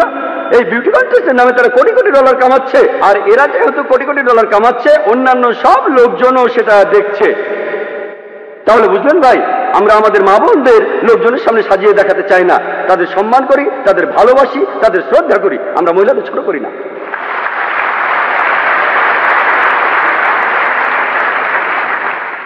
একজন অমুসলিম বোন। জি, আমার আগের প্রশ্নের উত্তরে আপনার যুক্তি আর পরিসংখ্যানটা শুনলাম, কিন্তু আমি একটা ব্যাপার পরিষ্কার করতে চাই। সম্ভবত আগের দিনগুলোতে যুদ্ধ হলে পুরুষরাই যুদ্ধের ময়দানে যেত, পরিবারের হয়ে উপার্জন করত, কিন্তু এখন সময় বদলেছে আর সম্ভবত ভবিষ্যতে এই পরিস্থিতি আরো বদলাবে। মহিলারা যুদ্ধে যাবে, এখনকার দিনে মহিলারা চাকরি বাকরি করছে, আর হতে পারে মহিলাদের মৃত্যুর হার আরো বাড়বে। আর সেরকম সময়ে আসলে তখন কি একথা বলা যাবে যে হ্যাঁ, পুরুষ মানুষের মাত্র একজন স্ত্রী থাকা উচিত? এই ধর্মগুলো আসলে পৃথিবীর মানুষের জন্য, ঈশ্বরের জন্য না। বোন, আপনি খুব ভালো প্রশ্ন করেছেন। আগেকার দিনে যুদ্ধের সময় বেশি পুরুষ মারা যেত, আমি আপনার সাথে একমত। এখন সময় বদলে গেছে, কিন্তু তারপরে এখনো যুদ্ধে পুরুষই বেশি মারা যায়। গালফ ওয়ারে বেশি পুরুষ মারা গেছে, আফগানিস্তানে পুরুষ মারা গেছে বেশি, ভিয়েতনাম যুদ্ধে বেশি পুরুষ মারা গেছে। তবে আগেকার দিনে যত বেশি মারা যেত এখন তত বেশি মারা যায় না, আমি একমত। এখনকার দিনে আমি বলেছি ধূমপানে যে মানুষগুলো মারা যায় তাদের বেশিরভাগই হলো পুরুষ। মদ খেয়ে যারা মারা যাচ্ছে তাদের বেশিরভাগই পুরুষ। অ্যাক্সিডেন্টে মারা যাচ্ছে বেশি পুরুষ। আমি আপনার সাথে একমত যে মহিলারাও এখন যুদ্ধে যাচ্ছে। আর আমেরিকাতে কি ঘটনা ঘটলো? কয়েক বছর আগে আর্মিতে মহিলা সেকশন খোলা হলো, মহিলারা আর্মিতে, তখন থেকে মহিলার আর্মিতে যেতে লাগলো। আপনি কি জানেন সেই সময়কার আমেরিকার প্রেসিডেন্ট তিনি ছিলেন বিল ক্লিন্টন। হ্যাঁ, বিল ক্লিন্টন। তিনি পার্লামেন্টে ক্ষমা চেয়েছিলেন। আপনি জানেন 96 জন মহিলা ধর্ষিত হয়েছিল তাদের সুপিরিয়রের কাছে। তিনি পার্লামেন্টের ভেতরে ক্ষমা চেয়েছিলেন। বেশিরভাগ মহিলাদের যারা যুদ্ধ করতে গিয়েছিল তাদের সুপিরিয়ররাই তাদের ধর্ষণ করেছে। যখন আপনি কাঁধে কাঁধ মিলিয়ে যুদ্ধ করবেন তখন কি হবে? এটা হলো পরিসংখ্যান, এটা হলো আমেরিকান পরিসংখ্যান। সমস্যা হলো আমি একমত, আমি আপনার দৃষ্টিভঙ্গির সাথে একমত। আপনার প্রশ্নটা নিষ্পাপ, কারণ আপনি পরিসংখ্যানটা জানেন না। আপনি কি জানেন? আমি জানি মহিলারা এখন চাকরি করছে আমেরিকাতে। জানেন আমেরিকাতে প্রত্যেক দিন 1996 সালের পরিসংখ্যান অনুযায়ী ডিপার্টমেন্ট অফ জাস্টিস বলছে প্রত্যেক দিন 2730 জন মহিলা ধর্ষিত হয়েছে। প্রতি 32 সেকেন্ডে একজন মহিলা ধর্ষিত হচ্ছে। আমরা গত 3 ঘন্টা ধরে এই অডিটোরিয়ামে আছি, গত 3 ঘন্টায় 300-এরও বেশি মহিলা আমেরিকাতে ধর্ষিত হয়েছে যখন আমরা এখানে। এখন ইসলাম মহিলাদের কাজ করার বিরুদ্ধে নয়, ইসলাম মহিলাদের কাজ করতে বাধা দেয় না। তবে ইসলামে আয় উপার্জনের দায়িত্বটা হলো পুরুষের। মহিলা কাজ করলে ভদ্রচিত কাজ করতে পারে, এমন কাজ না যে মডেলিং, নাচা, গান গাওয়া অথবা পুরুষদের সাথে মেলামেশা করা। মহিলাদের কাজ করার অনুমতি আছে বোন, কিন্তু যে কাজগুলো অসম্মানজনক সেখানে সম্ভাবনাটাই বেশি যে আপনাকে ছোট করা হবে, অবিচার হবে। কিছু বলতে চান আপনি? আমি মহিলাদের অসম্মানজনক কাজের কথা বলছি না, আমি ভালো কাজের কথাই বলছি। যেমন গাড়ি চালানো। পৃথিবীতে এখন মহিলা গাড়ি চালকের সংখ্যা বাড়ছে। ধরেন আমরা ভবিষ্যতের অবস্থা অনুমান করে নিলাম যে মহিলারা বাইরে বেশি কাজ করছে, তাদের মৃত্যু হার বেড়ে গেছে। সেরকম সময়ে কি এমন ধর্মের প্রবর্তন করতে পারি যেখানে পুরুষের মাত্র একটাই স্ত্রী থাকবে? আমি বর্তমান সময়ের প্রেক্ষাপট নিয়ে বলছি না, সব ধর্মের কথাই বলছি। আমার প্রশ্নটা হলো, সময় বদলানোর সাথে সাথে আমরা কি আমাদের ধর্মটাকেও বদলে নিতে পারি? বোন, একটা সুন্দর প্রশ্ন করেছেন যে সময় বদলানোর সাথে সাথে ধর্মকে বদলাতে পারে কিনা। যদি ধর্মটা নিখুঁত না হয়ে থাকে তাহলে পরিবর্তনের প্রয়োজন আছে, কিন্তু নিখুঁত হয়ে থাকলে পরিবর্তনের কোনো প্রয়োজন নেই। তাহলে ধর্মের ভেতরে যদি সমস্যা থাকে, সেজন্যই আমি বলেছি মাত্র একটা ভুল বের করে দেখেন। আপনি বলছেন যদি এমনটা হয় যদি এমনটা হয় 100 বছর পরে যদি মহিলারা বেশি বেশি কাজ করে তাদের মৃত্যুর হার বেড়ে যায়, যদি পৃথিবীতে মহিলার সংখ্যা কমে যায়, অনেকগুলো যদি বোন, সৃষ্টিকর্তা ভবিষ্যতের কথা ভালো জানেন, আপনি আমি জানি না, সৃষ্টিকর্তা ভালো জানেন। তিনি বলেছেন যে একজন পুরুষ একাধিক বিয়ে করতে পারে, আবশ্যিক নয়। যদি আপনার কথা মেনে নেই, যদি আপনার কথা মেনেও নেই, মহিলাদের সংখ্যা সমান হয়ে যাবে। মুসলিম পুরুষরা যে একাধিক বিয়ে করবে এটা আবশ্যিক না। আমার মাত্র একজন স্ত্রী, আমার স্ত্রী মাত্র একজনের, আমি তাকে নিয়েই সন্তুষ্ট, আর বিয়ে করতেও চাই না। এটা কোনো সমস্যা না। কেউ যদি করতে চান তাতেও কোনো সমস্যা নেই। বিয়ে করতে চাইলে করবেন, না চাইলে করবেন না। তবে একাধিক বিয়ে করলে তাদের সাথে সুবিচার করতে হবে। বোন, আমাদের সৃষ্টিকর্তা মহান ঈশ্বর, তিনি ভবিষ্যৎ জানেন। যেমন ডাক্তাররা বলেন সায়ানাইড খাবেন না, কিন্তু ধরেন সায়ানাইড আমার কোনো ক্ষতি হয় না। উদাহরণ দিচ্ছি, ডাক্তার জানে, কিন্তু ডাক্তাররা মানুষ, তারও ভুল হতে পারে। মহান সৃষ্টিকর্তা তো সবার উপরে বড় ডাক্তার, তিনি সবচেয়ে বড় ডাক্তার, তিনি আমাদের প্রয়োজনটা জানেন। সেজন্য আমি বলছি, এখন আপনি কোরআনের একটা ভুল দেখান, আগামীকাল হয়তো একটা কিছু হবে, সেদিন ইনশাআল্লাহ আপনি আমাকে প্রশ্ন করবেন আর আমিও আপনাকে উত্তর দেব। আমার নাম শ্রীরাম, আমি একজন ইঞ্জিনিয়ারিং গ্র্যাজুয়েট। আমি আপনাকে একটা প্রশ্ন করতে চাই। আপনি বললেন যে দশরথের 3 জন স্ত্রী ছিল, আর আমরা রামায়ণপুরে এটা জেনেছি যে দশরথ তার স্ত্রীদের সমানভাবে দেখতে গিয়ে নিজের জীবনটাই হারিয়েছেন। আপনি হয়তো এখানে বলতে পারেন যে এটা আল্লাহর একটা পরীক্ষা। এখন এই স্ত্রীদের কি হবে? কারণ দুর্ভোগটা পৌঁছে তারাই, যখন স্বামী দায়িত্ব পালনে ব্যর্থ হয় তখন স্ত্রীদের দায়িত্ব কে নেবে? আর এই মহিলাদের তখন কি হবে? আর এটা কি ঠিক? ভাই, আপনি প্রশ্ন করলেন যে দশরথের 3 জন স্ত্রী ছিল, সবাইকে সমান অধিকার দেয়ায় স্ত্রীরাই কষ্ট পেয়েছিল। তিনি এই কথাটাই বললেন, এটা একটা পরীক্ষা। কোরআন বলছে কষ্টটা একটা পরীক্ষা। যখন ছাত্র ছিলাম, যখন আমি ডাক্তারি পড়ছিলাম, ঘাম ছুটে গিয়েছিল, আমার ঘাম ছুটে গিয়েছিল। বিশ্বাস করেন, যদি আপনি আমাকে 10 লাখ টাকাও দেন, আমি আর MBBS পরীক্ষা দিতে যাব না। ঘাম ছুটে গিয়েছিল পাশ করতে গিয়ে। তাহলে এই কষ্ট সবই পরীক্ষা, এটা একটা পরীক্ষা। তাহলে আমরা বুঝতে পারছি তার জন্য একটা পরীক্ষা। যদি সেই মহিলা ভালো স্ত্রীর মতো আচরণ করে আর ঈশ্বরের নির্দেশগুলো মেনে চলে, স্ত্রীর কর্তব্যগুলো পালন করে, তার স্বামী যদি দায়িত্ব পালন না করে, মহিলা পরীক্ষা পাশ করবে আর স্বামী এই পরীক্ষা ফেল করতে পারে, তাহলে ভাই এই জীবনটা একটা ক্ষুদ্র অংশ।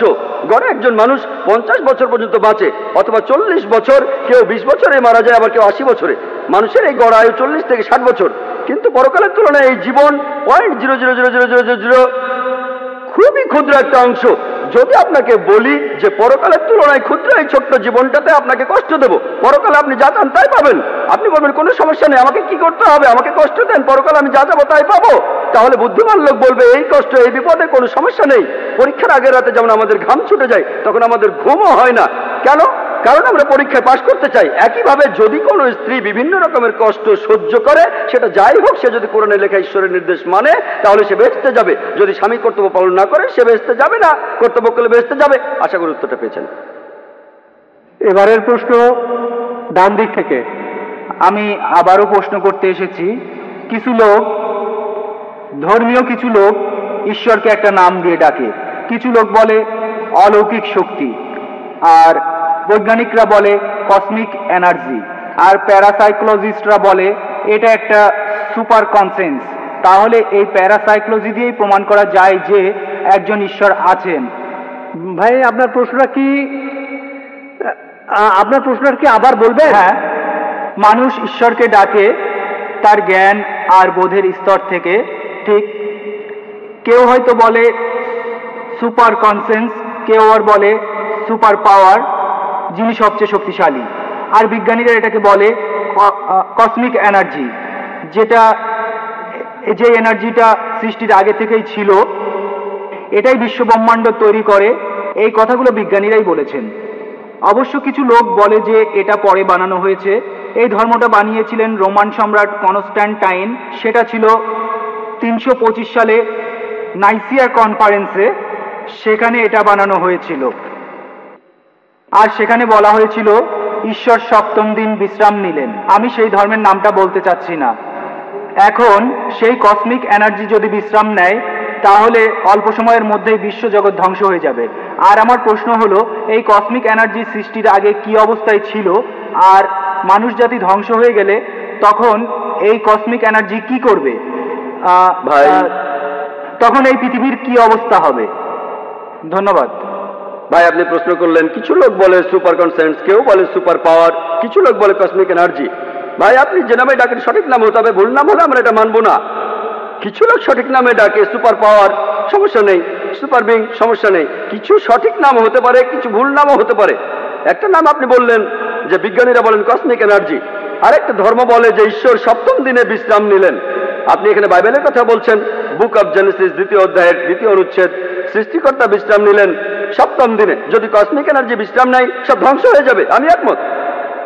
তাহলে এই ধর্মগ্রন্থ আমরা মানি না। আর ঈশ্বরকে কসমিক এনার্জি বলে ডাকাটাও আমরা মানি না। ঈশ্বর এই বিশ্বজগতের সব এনার্জি সৃষ্টিকর্তা, তিনি কসমিক এনার্জি নন, তার চেয়েও অনেক বড়। তিনি সবকিছু সৃষ্টি করেছেন আর সবকিছু তার উপর নির্ভরশীল। তাহলে যে ধর্মগ্রন্থে বলা হচ্ছে ঈশ্বর বিশ্রাম নিলেন, আমরা সেটা মানি না।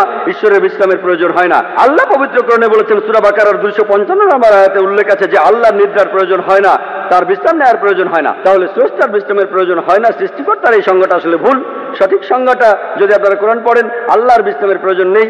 আর আপনি যে নামেই ডাকুন সেটা সঠিক নাম হলে কোনো আপত্তি নেই, যদি ভুল নামে ডাকেন তাহলে আপত্তি আছে। আজকে বিজ্ঞানীরা ঈশ্বরকে বাতিল করছেন না, ঈশ্বরের প্রচলিত ধারণাকে বাতিল করছেন। আশা করি উত্তরটা পেয়েছেন। অমুসলিম ভাই বোনদের অনুরোধ করছি মাইকের সামনে আসতে, যাতে আমরা আপনাদের দেখতে পারি আর প্রশ্ন করার সুযোগ দিতে পারি। আমার নাম কালিল সুলিভান। আর ডক্টর জাকির নায়েক বললেন যে শেষ নবী হলেন নবী মোহাম্মদ। আর আমার বন্ধুরা আমাকে বলেছে যে যীশু খ্রিস্ট আবার আসবেন। এই কথাটা কি সত্যি? ভাই আপনি প্রশ্ন করলেন যে মোহাম্মদ সাল্লাল্লাহু আলাইহি সাল্লাম হলেন শেষ নবী, শেষ রাসূল, কিন্তু তার বন্ধু যীশু খ্রিস্ট আবার পৃথিবীতে আসবেন। এই কথাটা বাইবেলও বলা আছে, যীশু খ্রিস্ট আবার পৃথিবীতে আসবেন। কোরআনের বেশ কিছু আয়াতে এই কথা বলা হয়েছে, যেমন সূরা মাইদার 116 নম্বর আয়াতে বলা হয়েছে।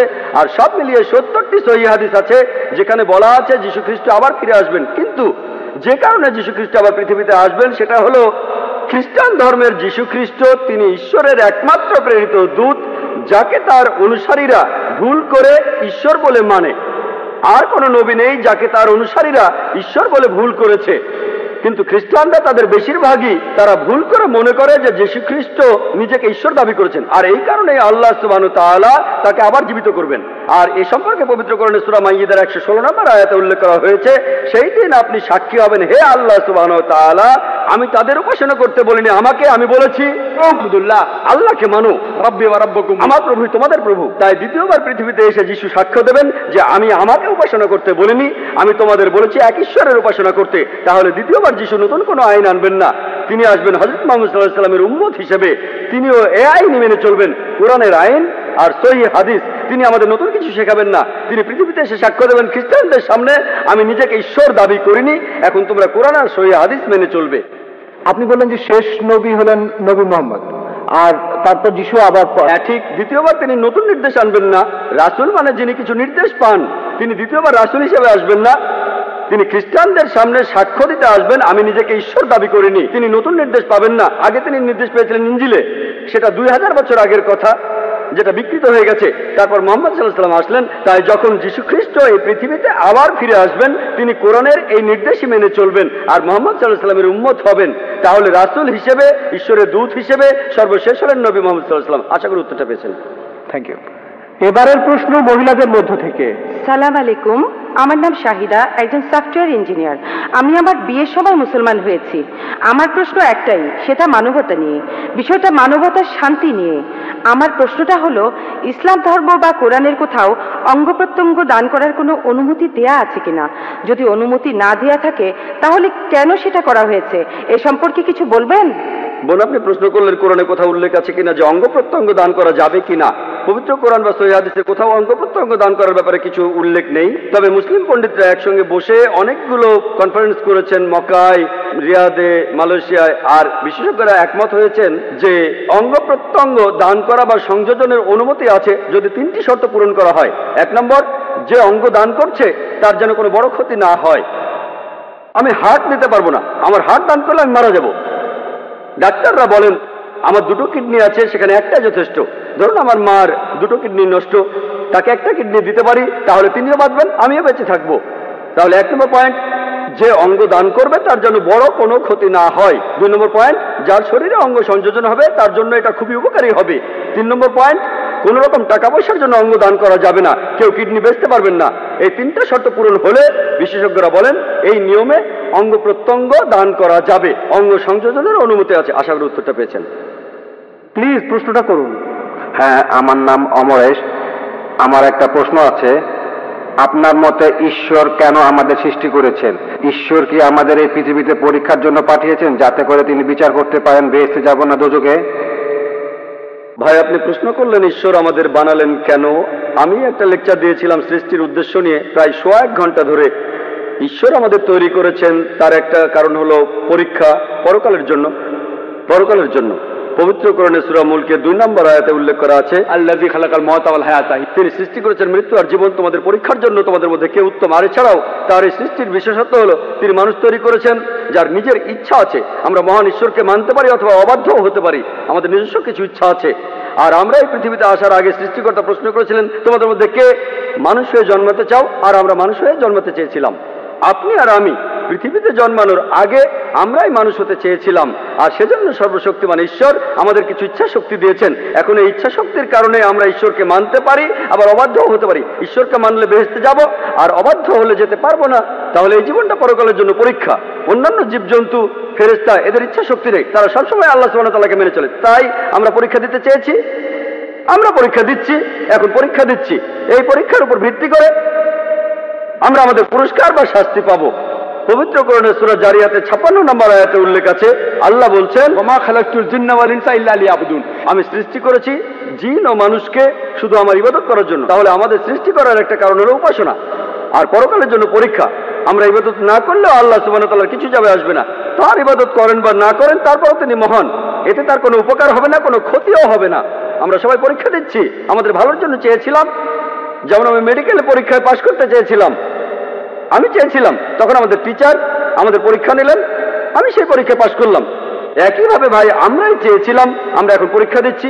আর বিস্তারিত জানার জন্য আমার ভিডিও ক্যাসেট দেখুন, এই সৃষ্টির উদ্দেশ্য। হ্যাঁ ভাই, আপনার প্রশ্নটা করতে পারেন। রেসপেক্টেড স্যার, আমি 4টা প্রশ্ন করব। প্রথমটা হলো, এটা ভাই দয়া করে আপনার নামটা বলুন এবং একটা প্রশ্ন করুন। সিজিল, আমরা এটা দেখি যে সব ধর্মগ্রন্থেই কিছু না কিছু অবিশ্বাস্য গল্প থাকে। যেমন ধরেন, কোরআনে আছে যে আবাবিল পাখিরা যুদ্ধক্ষেত্রে শত্রুদের উপরে পাথর ফেলছে, আর এইসব গল্প, এই গল্পগুলো বিশ্বাস করা বেশ শক্ত। এটা আমার প্রথম প্রশ্ন। ভাই, আপনি প্রশ্ন করলেন কোরআনের কিছু কথা, যেন পাখি উপর থেকে পাথর ফেলছে, সূরা ফিলের কথা, সূরা ফিলের 1 থেকে 5 নম্বর আয়াত। এরকম আরো অনেক আয়াত আছে। কোরআন বলছে শাক্কুল কামার, নবীজি মুহাম্মদ সাল্লাল্লাহু আলাইহি ওয়াসাল্লাম চাঁদকে 2 ভাগ করেছিলেন, মুসা আলাইহিস সালাম সাগরকে 2 ভাগ করেছিলেন। এগুলো কঠিন কাজ, হ্যাঁ, এগুলোকে বলে অলৌকিক। অলৌকিক কাজ হলো সেগুলো যেগুলো কোনো ব্যাখ্যা মানুষ দিতে পারে না। মানুষের পক্ষে চাঁদকে 2 ভাগ করে ফেলা এটা অসম্ভব। আবার কোনো মানুষ সাগরকে 2 ভাগ করে ফেলবে, তার মধ্যে রাস্তা থাকবে, এটাও অসম্ভব। তাহলে এগুলোকে বলা হয় অলৌকিক। শুধুমাত্র ঈশ্বরই এটা পারেন, আপনি আমি পারবো না। আমরা এই কাজের ব্যাখ্যা দিতে পারবো না। আমরা শুধু একটা উপায় এটা প্রমাণ করতে পারি, যদি সেই সময়ে ফিরে যায়। এখানে বর্তমান থেকে আমরা অতীতে যেতে পারবো না। 3000 বা 4000 বছর আগে গিয়ে আমরা দেখতে পারবো না মুসা আলাইহিস সালাম সাগরকে ভাগ করেছিলেন কিনা। তাহলে কি করব? এই অলৌকিকগুলো আমরা অতীতে গিয়ে পরীক্ষা করতে পারছি না। কিন্তু পবিত্র কোরআনে এমন অনেক কথাই আছে যেগুলো এখন সত্যি প্রমাণিত হয়েছে। যেমন ধরুন, কোরআন বলছে বিজ্ঞান নিয়ে কথা, বিগ ব্যাং সম্পর্কে। কোরআন বলছে চাঁদের আলো তার নিজস্ব আলো নয়। কোরআন বলছে পৃথিবী বর্তুলাকার। কোরআন বলছে সূর্য প্রদক্ষিণ করে। 1400 বছর আগে মানুষ ভাবতো এগুলো কোন ধরনের কথা? চাঁদের নিজের কোনো আলো নেই, পৃথিবী বর্তুলাকার, এগুলো কি সত্যি? এগুলো বিগ ব্যাং এর কথা? এখন বিজ্ঞান অনেক উন্নত হয়েছে, এখন আমরা জানি সবই সত্যি। তবে অতীতে কি হয়েছে জানার জন্য অতীতে যেতে পারবো না। আমার যুক্তি বলে কোরআনে যে কথাগুলো আছে কিছু পরীক্ষা করা যায়, কিছু পরীক্ষা করা যাবে না। আমরা অতীতে যেতে পারবো না, তাহলে এই ব্যাপারগুলো কিছুটা অপরিষ্কার। আমরা বর্তমানে যেগুলো পরীক্ষা করতে পারি সেই কথাগুলোর মধ্যে যা কিছু পরীক্ষা করতে পারি, ধরেন 80% চেক করতে পারি। আমার যুক্তি বলে 80% কোরআনে যে কথাগুলো আছে পরীক্ষা করতে পারি, সেগুলো একেবারে 100% সঠিক। যেগুলো আমরা চেক করতে পারি তার মধ্যে 1%ও ভুল নেই। যদি বলেন এমন ঘটনা ঘটেনি, শুধু অতীতে গেলেই সেটা প্রমাণ করতে পারবেন। যদি কোরআন বলে মুসা নবী সমুদ্রকে দুই ভাগ করেছিলেন, এটা ভুল, সেটা প্রমাণ করতে পারবেন না, সঠিকও প্রমাণ করতে পারবেন না। অতীতে যেতে পারবেন না, আমরা 3-4 হাজার বছর আগে ফিরে যেতে পারি না। তাহলে যদি যুক্তি দিয়ে বলতে পারি এই ব্যাপারটা সত্যি হতে পারে, নাও হতে পারে, সত্যি হতে পারে, নাও হতে পারে। পাখিগুলো হয় পাথর ফেলেছিল, না হয় ফেলেনি, ঠিক? আমরা বলতে পারি ব্যাপারটা পরিষ্কার না। যদি পারমাণবিক বোমার কথা বলতেন 1000 বছর আগে, তারা কি বিশ্বাস করতো? বিশ্বাস করতো? তারা বলতো পাগলের প্রলাপ, ঠিক না ভুল?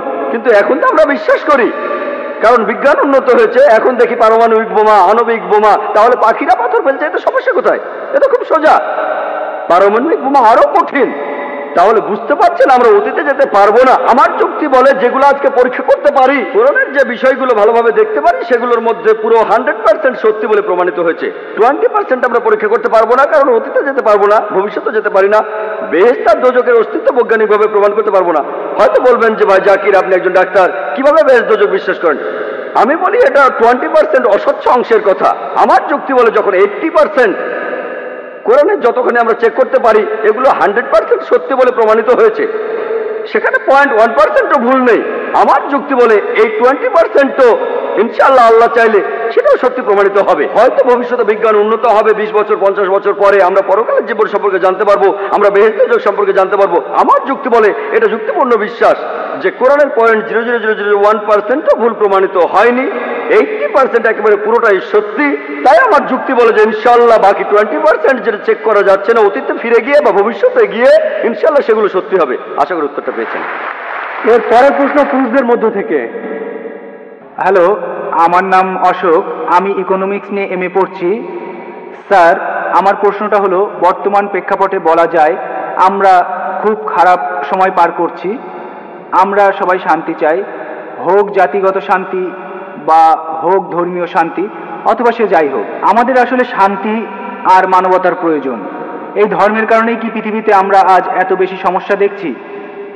এই ধর্মের কারণেই কি পৃথিবীতে এত বেশি যুদ্ধ আর অরাজকতা চলছে? এটা বাদেও অন্য সমস্যা আছে। আর এই ধর্ম দিয়েই কি পৃথিবীর সব সমস্যার সমাধান করা যায়? আর ধর্ম দিয়েই কি ইথিওপিয়া দুর্ভিক্ষের সমাধান করা যায়? শিশুরা না খেয়ে মারা যাচ্ছে, ধর্মই কি সব কিছুর সমাধান? ধর্ম দিয়েই কি পৃথিবীর এই সব সমস্যার সমাধান করা যাবে? এই ধর্ম দিয়েই কি আমাদের সব সমস্যাগুলোর সমাধান করা যাবে? আমার মনে হয় অন্য কোনো সমাধান আছে। ভাই খুব সুন্দর প্রশ্ন করেছেন। পৃথিবীতে এখন অনেক সমস্যা, ধর্মই কি এসবের সমাধান দেবে? ইথিওপিয়াতে অনেক মানুষ মারা যাচ্ছে, ধর্ম কি এটা সমাধান? ভাই, সত্যের ধর্মটাই এখানে সমাধান। আল্লাহ পবিত্র কোরআনে বলছেন, সূরা আল ইমরানের 19 নম্বর আয়াতে উল্লেখ আছে, ইসলাম, একমাত্র গ্রহণযোগ্য দিন হলো আল্লাহর কাছে নিজের ইচ্ছাকে সমর্পণ করা। যদি দেশের সব লোক আল্লাহর কাছে আত্মসমর্পণ করতো, তাহলে ইথিওপিয়ায় কোনো সমস্যাই হতো না। আল্লাহ পবিত্র কোরআনে বলছেন, আর সহিহ হাদিসেও আছে, ইসলামের তৃতীয় স্তম্ভ হলো প্রত্যেক ধনী লোক যাদের সঞ্চয় নিসাবের তুলনায় অতিরিক্ত 85 গ্রাম স্বর্ণ, তাদের সঞ্চয়ের 2.5% দান করে দেবে। যদি সব লোক দান করত, দারিদ্র বলে পৃথিবীতে কিছুই থাকতো না। ইথিওপিয়া তো অবশ্যই পুরো পৃথিবীতে একটা মানুষও না খেয়ে মারা যেত না। আপনি কি জানেন পৃথিবীর সবচেয়ে 3 জন ধনী লোক, সবচেয়ে ধনী 3 জন, তাদের সম্পদের পরিমাণ 48টা গরিব দেশের জাতীয় আয়ের সমান। সবচেয়ে ধনী 3 জন, যদি এই 3 জন যাকাত দেয়, মানুষের অনেক সমস্যার সমাধান হয়ে যাবে।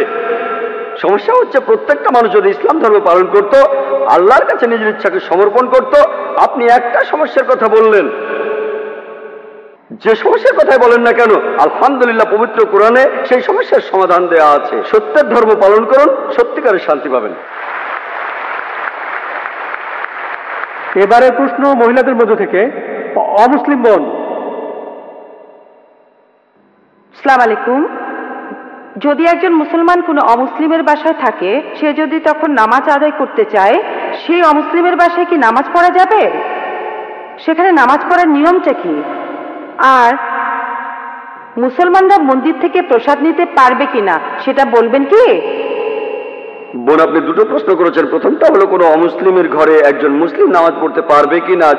যদি সেই ঘরে কোনো সমস্যা না থাকে, যদি আপনার সামনে কোনো মূর্তি না থাকে, যদি আপনার নামাজ পড়ার জায়গাটা পরিষ্কার থাকে, আপনি তাহলে নামাজ পড়তে পারেন। আমাদের প্রিয় নবী মুহাম্মদ সাল্লাল্লাহু আলাইহি ওয়াসাল্লাম বলেছেন, এটা আছে সহিহ বুখারীতে প্রথম খণ্ড বুক অফ সালাত, যে পুরো পৃথিবী একটা মসজিদ বিশ্বাসীদের জন্য। যদি জায়গাটা পরিষ্কার থাকে, আর ইসলামের কোনো নিয়ম ভাঙা না হয় আপনি নামাজ পড়তে পারেন। এবারে প্রসাদের ব্যাপারে বলি। প্রসাদ হলো খাবার যেটা পুজোর সময় হিন্দু ধর্মের লোকেরা উৎসর্গ করে তাদের দেবতাদের নামে। আল্লাহ পবিত্র কোরআনে সব মিলিয়ে 4টা আয়াতে বলেছেন। সূরা বাকারার 173 নম্বর আয়াতে আছে, সূরা মাইদার 3 নম্বর আয়াতে উল্লেখ আছে, সূরা আনামের 145 নম্বর আয়াতে আছে, আর সূরা নাহলের 115 নম্বর আয়াতে উল্লেখ আছে, হুররিমাত আলাইকুমুল মাইতাতু ওয়াদ-দামু ওয়া লাহমুল খিনজির ওয়া মা উহিল্লা লিগাইরিল্লাহ বি। তোমাদের জন্য যে খাদ্যগুলো হারাম, মৃত জন্তু, রক্ত, শূকরের মাংস এবং যেটা জবাই করার সময় আল্লাহ ছাড়া অন্য কারো নাম নেওয়া হয়, তাহলে প্রসাদ খাওয়াটা হারাম। প্রসাদ খাওয়ার অনুমতি নেই ইসলামে। তবে অনেক মুসলমান আছেন যারা কষ্ট দিতে চান না, তাদের অমুসলিম বন্ধুদের কষ্ট দিতে চান না তাই তারা কি করেন, কিছু মুসলমান বিসমিল্লাহ বলে খেয়ে ফেলেন। পরের দিন বিসমিল্লাহ বলে মদ খাবেন, বিসমিল্লাহ বলে শুকর খাবেন। যে খাবারে আল্লাহ ছাড়া অন্য দেবতার নাম নেওয়া হয়েছে সেটা ইসলামে হারাম। এখানে আপনি কি করবেন, আমার ভিডিও ক্যাসেট দেখতে পারেন, দাওয়া ও ডিস্ট্রাকশন। সেখানে দেখবেন কিভাবে অমুসলিমদের বোঝাবেন প্রসাদ খাওয়ার ব্যাপারে, আর কিভাবে তাদের ধর্মগ্রন্থ দিয়েই তাদেরকে বোঝাতে পারবেন। আশা করি উত্তরটা পেয়েছেন। এবারের প্রশ্ন পুরুষদের মধ্য থেকে। আমি একটা বিষয় পরিষ্কার করতে চাই, সবকিছু কি আল্লাহর পরীক্ষা? সবকিছুই কি আল্লাহর পরীক্ষা? ভাই, আপনি প্রশ্ন করেছেন সবকিছু আল্লাহর পরীক্ষা কিনা। আমাদের জীবনটাই পরীক্ষা। মাঝে মধ্যে আমরা নিজেরাই নিজেদের জন্য সমস্যা তৈরি করি, আমরা নিজেরাই নিজেদের সমস্যা তৈরি করি। এই জীবনটা আসলে পরকালের জন্য একটা পরীক্ষা। তাহলে তো ব্যাপারটা দেখাচ্ছে কেউ বেহেশতে যেতে পারবে না, কারণ মানুষ মাত্রই ভুল করে। ভাই, আপনি বললেন যে কেউ তাহলে বেহেশতে যেতে পারবে না কারণ মানুষ মাত্র ভুল করে। আমি একমত, মানুষ ভুল করে, প্রত্যেক মানুষই ভুল করে। আর এজন্যই নবীজি বলেছেন আল্লাহ সুবহানাহু ওয়া তাআলার করুণা আর দয়া ছাড়া কোনো লোক বেহেশতে যেতে পারবে না। আমার লেকচারে সে কথা বলেছি যে আমরা মানুষরা ভুল করি, কিন্তু আল্লাহ সেটা মাফ করে দিচ্ছেন। তিনি গাফুর, তিনি রাহিম, তিনি করুণাময়, তিনি পরোপকারী, তিনি এই লোকদের মাফ করে দেন। তবে তিনি কিছু নিয়ম কানুন মেনে চলেন। আর আল্লাহ তিনি এমন কিছু বলেন না যে তুমি দেখতে ভালো তাই মাফ করে দিলাম, তুমি দেখতে খারাপ তাই মাফ করলাম না। আল্লাহ মানুষের জন্য আইন কানুনগুলো বলেছেন কোরআনে। তাই শুধু আল্লাহর করুণা পেলেই আপনি বেহেশতে যেতে পারবেন। যদি আল্লাহ আপনার সমস্যাগুলো খুঁটিয়ে খুঁটিয়ে ধরেন আর পয়েন্ট বিয়োগ করেন, সেই সাথে সবগুলো ভালো কাজের পয়েন্ট যোগ করেন, তাহলে কোনো মানুষ বেহেশতে যেতে পারবে না, এমনকি নবীজিও না। নবীজি কথা বলেছেন, এটা নবীজির হাদিস। পবিত্র কোরআন বলছে আল্লাহ আপনার ভালো কাজগুলোকে 10 দিয়ে গুণ করবেন আর খারাপ কাজগুলোকে 1 দিয়ে। আর আল্লাহ এরকমই করুণাময়, তিনি মানুষকে ক্ষমা করে দেন। তবে একটা অন্যায় তিনি ক্ষমা করবেন না। পবিত্র কোরআনে সূরা নিসার 48 নম্বর আয়াতে উল্লেখ আছে এবং সূরা নিসার 116 নম্বর আয়াতে উল্লেখ আছে যে অন্যায়টা তিনি কখনোই ক্ষমা করবেন না, সেটা হলো শিরক, আল্লাহ ছাড়া অন্য কারো উপাসনা করা। অন্য কোনো অন্যায় হয়তো তিনি ক্ষমা করতে পারেন, আর আল্লাহকে ছাড়া অন্য কোনো দেবতার উপাসনা করা, এটা হলো সবচেয়ে বড় অন্যায়। আশা করি উত্তরটা পেয়েছেন। আপনি কি আরো কিছু বলতে চান ভাই? হ্যাঁ, এখন ধরি একজন লোক, সে তার সব কাজ ভালোভাবে করলো, কিন্তু সেই লোক তার 3 জন স্ত্রীকে সমানভাবে দেখলো না। সেই লোক কি তখন বেহেশতে যাবে? ভাই, আপনি প্রশ্ন করলেন যে যদি, আমি আপনার প্রশ্নটা বুঝেছি, যদি কোনো লোকের 3 জন স্ত্রী থাকে আর সে সমান বিচার করতে না পারে, সে কি বেহেশতে যাবে? হ্যাঁ যাবে। কেন যেতে পারবে না? কারণ আমাদের পক্ষে পুরোপুরি নিষ্পাপ পাওয়াটা খুবই কঠিন। আপনি তো বললেন সব মানুষই ভুল করে, অনেক মানুষই ভুল করে। আপনার মনেও কোনো খারাপ চিন্তা আসতে পারে, এটাও তো ভুল। তাই আপনি যদি ভুল করেন সেজন্য ক্ষমা চাইবেন।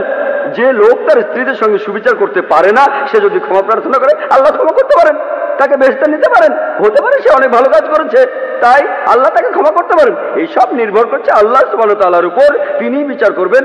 একজন লোক তার স্ত্রীদের প্রতি সমান বিচার করবে, তবে যদি করতে না পারে সে বেহেশতে যেতেও পারে, নাও যেতে পারে। তার পুরো জীবনের সবগুলো কাজ বিচার করে আল্লাহ সবকিছু ঠিক করবেন। সে বেহেশতে যেতেও পারে, নাও যেতে পারে। সে ক্ষমা প্রার্থনা করলে আল্লাহ তাকে ক্ষমা করতে পারেন। আশা করি উত্তরটা পেয়েছেন। হ্যাঁ ভাই, আপনি। স্যার, ইসলাম ধর্মে বিনোদনের কোন কোন বিষয়গুলোকে অনুমতি দেওয়া হয়েছে? মিউজিক সম্পর্কে ইসলাম কি বলে? আর সুফিজম সম্পর্কে কি কিছু বলবেন? এটা কি ইসলামের কাঠামোর মধ্যে পড়ে নাকি পড়ে না? ভাই, আপনি হালাল বিনোদনের কথা বলছেন। বিনোদনটা আসলে আপনার দৃষ্টিভঙ্গির উপর। আপনার জন্য যেটা বিনোদন আমার জন্য নাও হতে পারে। যেমন এই অনুষ্ঠানের লোকজন বিনোদন পাচ্ছে, অনেক কিছু তারা শিখতে পারছে, এটা হালাল। তাহলে হালাল বিনোদন হলো সেই বিনোদন যেটা কোরআন আর সুন্নাহর বিপক্ষে যাবে না। কোরআন আর সহিহ হাদিসে যেগুলোকে হারাম বলা হয়েছে সেগুলো মেনে চললে বাকি সব বিনোদনই হালাল। মিউজিক সম্পর্কে নবী মোহাম্মদ সাল্লাল্লাহু আলাইহি ওয়াসাল্লামের একটা হাদিস বলছে যে ডাব বাজানো ছাড়া অন্য মিউজিক নিষিদ্ধ, শুধুমাত্র ডাব, একপাশে খোলা ড্রাম, এটা বাদে অন্য মিউজিকের অনুমতি নেই। কারণ এই মিউজিক আপনাকে আল্লাহর পথ থেকে দূরে নিয়ে যাবে। যেহেতু এটা আপনাকে আল্লাহর পথ থেকে দূরে নিয়ে যাবে, তাই এটা নিষিদ্ধ। আপনার তৃতীয় প্রশ্ন ছিল ইসলাম ধর্মে সুফিজম। সুফি একটা আরবি শব্দ যেটা এসেছে সুফ থেকে। এই মতবাদটাও আসলে পথভ্রষ্ট। আগের উত্তরগুলোতে আমি বলেছি আমাদের কোরআন এবং সুন্নাহ মানা উচিত। তাই আপনি যদি এমন কিছু মানেন যেটা কোরআন এবং সুন্নাহয় উল্লেখ করা নাই, সেটা আসলে পথভ্রষ্ট। এর বেশিরভাগই পথভ্রষ্ট। আপনারা সুফিজমের যেসব মতবাদগুলো দেখেন, এর বেশিরভাগই পথভ্রষ্ট। এই মতবাদটা পবিত্র কোরআন আর সুন্নাহ মেনে চলে না। কোনো বিশেষজ্ঞ যদি এখানে কিছু বলেন, সেটা কোরআন আর সুন্নাহর সাথে মেলাবেন, অন্য কোনো উৎস নেই। সঠিক উৎস হলো কোরআন আর সহিহ হাদিস। কোরআনের অনুবাদগুলোর মধ্যে আপনার মতে সবচেয়ে শুদ্ধ অনুবাদ কোনটা, এ ব্যাপারে বলবেন? সবচেয়ে খাঁটি ইংরেজি অনুবাদ। ভাই, আল্লাহ এখানে আরবিতে বলেছেন 100% কোনো ভুল ছাড়া। সবগুলো অনুবাদই করেছে মানুষ, আর সেখানে ভুল থাকবেই। তাই পবিত্র কোরআনে কোনো নির্ভুল অনুবাদ নেই। হ্যাঁ, তবে যে অনুবাদগুলো পাওয়া যায়, আমার মতে ভালো অনুবাদটা সেগুলোর মধ্যে একটা হলো সহিহ ইন্টারন্যাশনাল। আমি ইংরেজি অনুবাদের কথা বলছি, অন্য ভাষার ব্যাপারে আপনাকে খুঁজে দেখতে হবে। আমার মতে কোরআনের একটা ভালো ইংরেজি অনুবাদ হলো সহিহ ইন্টারন্যাশনাল, যেটা ইংরেজিতে অনুবাদ করেছেন 3 জন মহিলা। তারা সবাই আসলে আমেরিকান, পশ্চিমা সভ্যতার মানুষ। তারা সবাই মুসলমান হয়েছিলেন। সহিহ ইন্টারন্যাশনাল আগে একজন ভাইকে একটা কপি দিয়েছিলাম, আর আপনি চাইলেও দেবো ইনশাআল্লাহ। লেকচার শেষে ভাই আশরাফের সাথে যোগাযোগ করুন, তিনি আপনাকে একটা কপি দেবেন, আর আপনি সেটা পড়ে দেখুন। আশা করি উত্তরটা পেয়েছেন। জি, ধন্যবাদ। আপনাকেও ধন্যবাদ। এখানে একজন অমুসলিম ভাইকে দেখা যাচ্ছে। হ্যাঁ ভাই, আপনার নাম আর পেশাটা দয়া করে বলবেন? আমি শশাঙ্ক শেখর, এসেছি রাঁচি থেকে। আমি এখানে সত্যভামা কলেজে ইঞ্জিনিয়ারিং পড়ছি। স্যার, আজকের অনুষ্ঠানে আপনার লেকচার শোনার পর ইসলাম ধর্ম আর মুসলমানদের সম্পর্কে আমাদের ভুল ধারণা দূর হয়ে গেছে।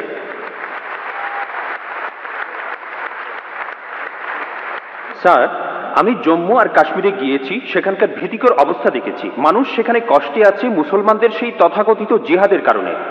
স্যার, আমার প্রশ্নটা হলো, ইসলাম কি এইসব কাজের অনুমতি দেয়? যদি না দেয়, তাহলে এই জিহাদ শব্দটার অর্থ আসলে কি? কারণ পবিত্র কোরআনেই সূরা আরাফের 56 নম্বর আয়াতে বলা হয়েছে, তোমরা বিপর্যয় ঘটিও না। অথবা সূরা শুরার 40 নম্বর আয়াতে বলা হয়েছে যে প্রতিশোধ নেয়ার চাইতে ক্ষমা করা উত্তম।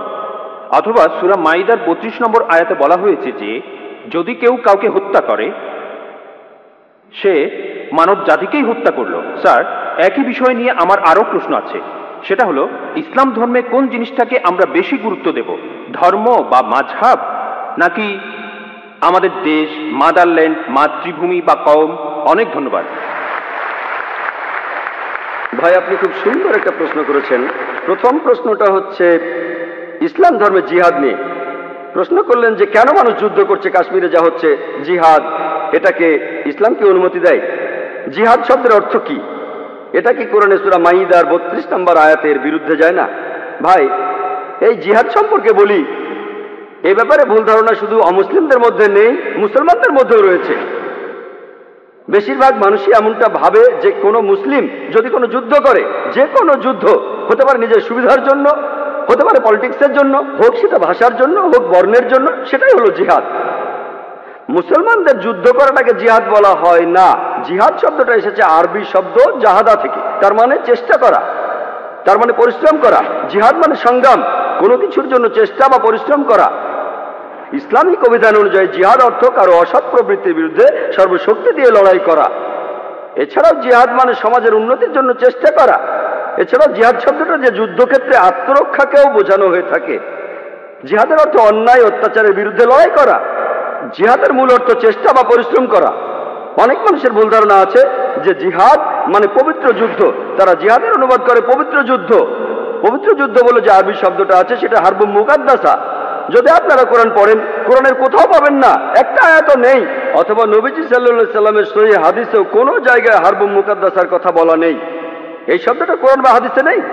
জিহাদ শব্দটার অনুবাদ কোনোভাবেই পবিত্র যুদ্ধ নয়। ঐতিহাসিকরা এই পবিত্র যুদ্ধ শব্দটা প্রথম ব্যবহার করেছিল খ্রিস্টানদের ক্রুসেডকে বোঝানোর জন্য, যারা খ্রিস্টান ধর্ম প্রচার করেছে আর হাজার হাজার মানুষ হত্যা করেছে। দুর্ভাগ্যজনকভাবে বেশিরভাগ লোক, এমনকি তথাকথিত মুসলমান পণ্ডিতগণও জিহাদের অনুবাদ করে পবিত্র যুদ্ধ। এটা ভুল অনুবাদ। জিহাদ শব্দটার অর্থ চেষ্টা বা পরিশ্রম করা। অনেক সময় এই চেষ্টাটা যুদ্ধক্ষেত্রে হতে পারে, সেই যুদ্ধটাও হবে আল্লাহ সুবহানাহু ওয়া তাআলার পথে, সেটা কিতাল ফি সাবিলিল্লাহ। একটা প্রশ্ন করা হয়, ইসলামে কেন যুদ্ধ আর হত্যার অনুমতি দেওয়া হয়েছে? ইসলামের অনেক সমালোচক আছেন যারা বলেন ইসলাম খুব নিষ্ঠুর একটা ধর্ম, ইসলাম সব সময় বলে অমুসলিম কাউকে দেখলে তাকে মেরে ফেলো। অনেকেই বলেন, ইন্ডিয়াতে এরকম একজন আছেন অরুণ সুরি, তিনি একটা বই লিখেছেন দ্য ওয়ার্ল্ড অফ ফতোয়া। তিনি সূরা তাওবার 5 নম্বর আয়াতের উদ্ধৃতি দিয়ে বলেছেন যে কোরআন বলছে কোন কাফিরদের যেখানেই পাবে, ব্র্যাকেটে হিন্দু, তাদেরকে হত্যা করবে। যদি আপনি পবিত্র কোরআনের সূরা তাওবার 5 নম্বর আয়াতটা দেখেন, সেখানে বলা হয়েছে কাফিরদের যেখানে পাবে হত্যা করবে। তবে এই উদ্ধৃতিটার প্রসঙ্গের কথা এখানে বলা নেই। যদি আপনারা এই আয়াতটার আগের আয়াতগুলো পড়েন, সেখানে একটা শান্তি চুক্তির কথা বলা হয়েছে, মক্কার মুশরিকদের সাথে মুসলিমদের একটা শান্তি চুক্তি। পবিত্র কোরআনের সূরা তাওবার প্রথম 4টা আয়াতে মক্কার মুশরিকদের সাথে মুসলমানদের একটা শান্তি চুক্তির কথা বলা হয়েছে। আর মক্কার মুশরিকরা এই শান্তি চুক্তিটা ইচ্ছা করেই ভেঙেছিল। এরপর আল্লাহ তাআলা 5 নম্বর আয়াতটা নাজিল করলেন মুশরিকদের সম্পর্কে। সেই আয়াতে আল্লাহ মুসলিমদের বললেন সবকিছু 4 মাসের মধ্যে ঠিক করে ফেলো, না হলে যুদ্ধ ঘোষণা করো। আর যুদ্ধক্ষেত্রে আল্লাহ বলেছেন যখন শত্রুরা তোমাকে আক্রমণ করতে আসবে, তুমি শত্রুদের হত্যা করবে। এই আয়াতটা যুদ্ধক্ষেত্রের কথা বলছে। যখন শত্রুরা তোমাকে মারতে আসবে, ভয় না পেয়ে লড়াই করো। আজকের দিনে একজন আর্মি জেনারেল তার দলের সৈন্যদের মনোবল চাঙ্গা করার জন্য সেই জেনারেল বলবেন যে যখন শত্রুরা আসবে তাদের মেরে ফেলো। আর অরুণ সুরি 5 নম্বর আয়াতটা বলার পরে চলে গেছেন 7 নম্বর আয়াতে, কারণ 6 নম্বর আয়াতে উত্তরটা আছে। পবিত্র কোরআনের সূরা তাওবার 6 নম্বর আয়াতে উল্লেখ করা হয়েছে, যদি কোনো কাফির তোমার কাছে আশ্রয় প্রার্থনা করে, যদি তারা শান্তি চায়, তাহলে তোমরা তাদের নিরাপদ স্থানে পৌঁছে দেবে। শত্রু যদি আশ্রয় প্রার্থনা করে, তাদের নিরাপদ স্থানে পৌঁছে দাও। আজকের দিনের সবচেয়ে ভালো আর্মি জেনারেল খুব বেশি হলে তার সৈন্যদের বলবেন যে শত্রুদের চলে যেতে দাও। এখানে আল্লাহ বলছেন তাদের শুধু ছেড়ে দিও না, তাদের কোনো নিরাপদ স্থানে পৌঁছে দাও। যখনই কোরআনে যুদ্ধের প্রসঙ্গে কথা থাকে, আরেকটা হলো সূরা আনফালের 60 নম্বর আয়াতে উল্লেখ আছে, তোমাদের শক্তি ও অশ্ববাহিনী প্রস্তুত রাখো আর শত্রুদের আক্রমণ করো। পরের আয়াতেই বলছে কিন্তু শত্রুরা যদি সন্ধি করতে চায়, তুমিও সন্ধি করো। তাহলে যে আয়াতগুলোতে যুদ্ধের কথা বলা হয়েছে, তার পরের আয়াতেই বলছে যদি তারা শান্তি চায়, শান্তিই ভালো। এখন আরেকটা প্রশ্ন, সূরা মাইদার 32 নম্বর আয়াতে কি বলছে, বা সূরা নিসার 40 নম্বর আয়াতে কি বলছে, যে যদি কোনো মানুষকে হত্যা করা হয় তাহলে সে যেন পুরো মানুষ জাতিকে হত্যা করলো। এটাই হলো ইসলামের আসল কথা। যদি কেউ কোনো মানুষকে হত্যা করে, হোক সে মুসলিম বা অমুসলিম, যদি সেটা হত্যা বা ধ্বংসাত্মক কাজের অপরাধে না হয়, যদি দুর্নীতির অপরাধে না হয়, তাহলে সে যেন পুরো মানুষ জাতিকেই হত্যা করলো। আর কেউ যদি কোনো মানুষকে বাঁচায়, তাহলে সে যেন পুরো মানুষ জাতিকে বাঁচালো। এখন আপনারা যদি ভগবদ গীতা পড়েন, ভগবদ গীতার 2য় অধ্যায়ের 50 অনুচ্ছেদে আছে, বলা হয়েছে শ্রীকৃষ্ণ এখানে অর্জুনকে জিহাদ করতে বলেছেন। চেষ্টা। যদি আপনারা পড়েন মহাভারত, মহাভারতের হাজার হাজার অনুচ্ছেদে যুদ্ধের কথা লেখা রয়েছে, হাজার হাজার অনুচ্ছেদে। কোরআনে যত যুদ্ধের কথা আছে তার চেয়ে অনেক বেশি। মহাভারত একটা ধর্মগ্রন্থ, আপনারা হয়তো জানেন। এখানে রাজ্য নিয়ে একটা যুদ্ধের গল্প রয়েছে পাণ্ডব আর কৌরবদের মধ্যে। পাণ্ডবদের 5 ভাই আর কৌরবরা 100 ভাই, যুদ্ধ। আর ভগবদ গীতা হলো মহাভারতের অংশ। 18টা অধ্যায় কৃষ্ণের কথা। প্রভু তিনি উপদেশ দিচ্ছেন অর্জুনকে। অর্জুন বলছে, এটা আছে ভগবদ গীতার 1 নম্বর অধ্যায় 42 থেকে 46 অনুচ্ছেদে, আমি আমার আত্মীয়দের সাথে যুদ্ধ না করে নিরস্ত্র অবস্থায় এই যুদ্ধক্ষেত্রে মরে যাব। কিভাবে জ্ঞাতি ভাইদের সাথে যুদ্ধ করব? কৌরবরা আমার জ্ঞাতি ভাই, যুদ্ধ না করে আমি বরং যুদ্ধক্ষেত্রে নিরস্ত্র অবস্থায় মরে যাব। ঠিক তখনই শ্রীকৃষ্ণ জানেন তিনি কি বলেছিলেন? 2য় অধ্যায় 2 আর 3 অনুচ্ছেদে আছে, তোমার মনে এমন অশুদ্ধ চিন্তা এলো কিভাবে? এটা একটা পাপ। তুমি এতটা দুর্বল হলে কিভাবে? তোমার হৃদয় দুর্বল হলো কিভাবে? শ্রীকৃষ্ণ নিজেই বলেছেন যে অর্জুনের চিন্তাটা ঠিক নয়, এটা অশুদ্ধ চিন্তা, এটা একটা পাপ। এটা করলে তুমি স্বর্গে যেতে পারবে না, তুমি বেহেশতে যেতে পারবে না। এরপরে ভগবদ গীতার 2য় অধ্যায়ের 31 থেকে 33 অনুচ্ছেদে আছে, শ্রীকৃষ্ণ তিনি বলেছেন, তিনি অর্জুনকে বলেছেন যে ক্ষত্রিয়দের দায়িত্ব হলো যুদ্ধ করা। যদি যুদ্ধ না করো তাহলে স্বর্গে যেতে পারবে না, আর যুদ্ধ না করলে তুমি একটা পাপ করবে। যদি ভালো করে দেখেন ভগবদ গীতায় শ্রীকৃষ্ণ বলছেন যে তোমাকে যুদ্ধ করতে হবে। চিন্তা করেন, আমি যদি ভগবদ গীতার এই উদ্ধৃতি দিয়ে বলি যে শ্রীকৃষ্ণ বলছেন অর্জুনকে তোমার আত্মীয় স্বজনদের যুদ্ধ করে হত্যা করতে হবে, কোনো প্রসঙ্গ ছাড়া উদ্ধৃতি দিলে সেটা হবে শয়তানি। আর প্রসঙ্গটা বললে শ্রীকৃষ্ণ অর্জুনকে বলছেন যদি তোমাকে লড়তে হয় মিথ্যার বিরুদ্ধে, সত্যের জন্য, তুমি যে কারো বিরুদ্ধে যুদ্ধ করো, এমনকি সে যদি আত্মীয় হয়। প্রসঙ্গটা বললে অনুচ্ছেদটা যুক্তি আছে। যখন ন্যায় বিচারের জন্য যুদ্ধ করছেন, যদি সেটা আত্মীয় স্বজনের বিরুদ্ধে যায় তাতে কোনো সমস্যা নেই। ভগবদ গীতা আর মহাভারতে এই কথাটাই বলা হয়েছে, সত্যের পক্ষে আর মিথ্যার বিরুদ্ধে যুদ্ধ। যখনই আমি কোনো হিন্দুকে মহাভারত আর গীতার কথা বলবো, সে তো এটা জানে, সে বলবে না মহাভারত আর গীতায় সত্যের সাথে মিথ্যার যুদ্ধের কথা বলা হয়েছে, আর ঠিক এরকম কথাই আছে পবিত্র কোরআনে। তাহলে মহাভারত আর গীতার উদ্ধৃতিগুলো শুনলে আপনি কোরআনকেও বুঝতে পারবেন। এছাড়াও অনেক লোক বলে ও কোরআনে জিহাদের কথা বলছে, আপনি জিহাদ করতে গিয়ে মারা গেলে বেহেশতে যাবেন।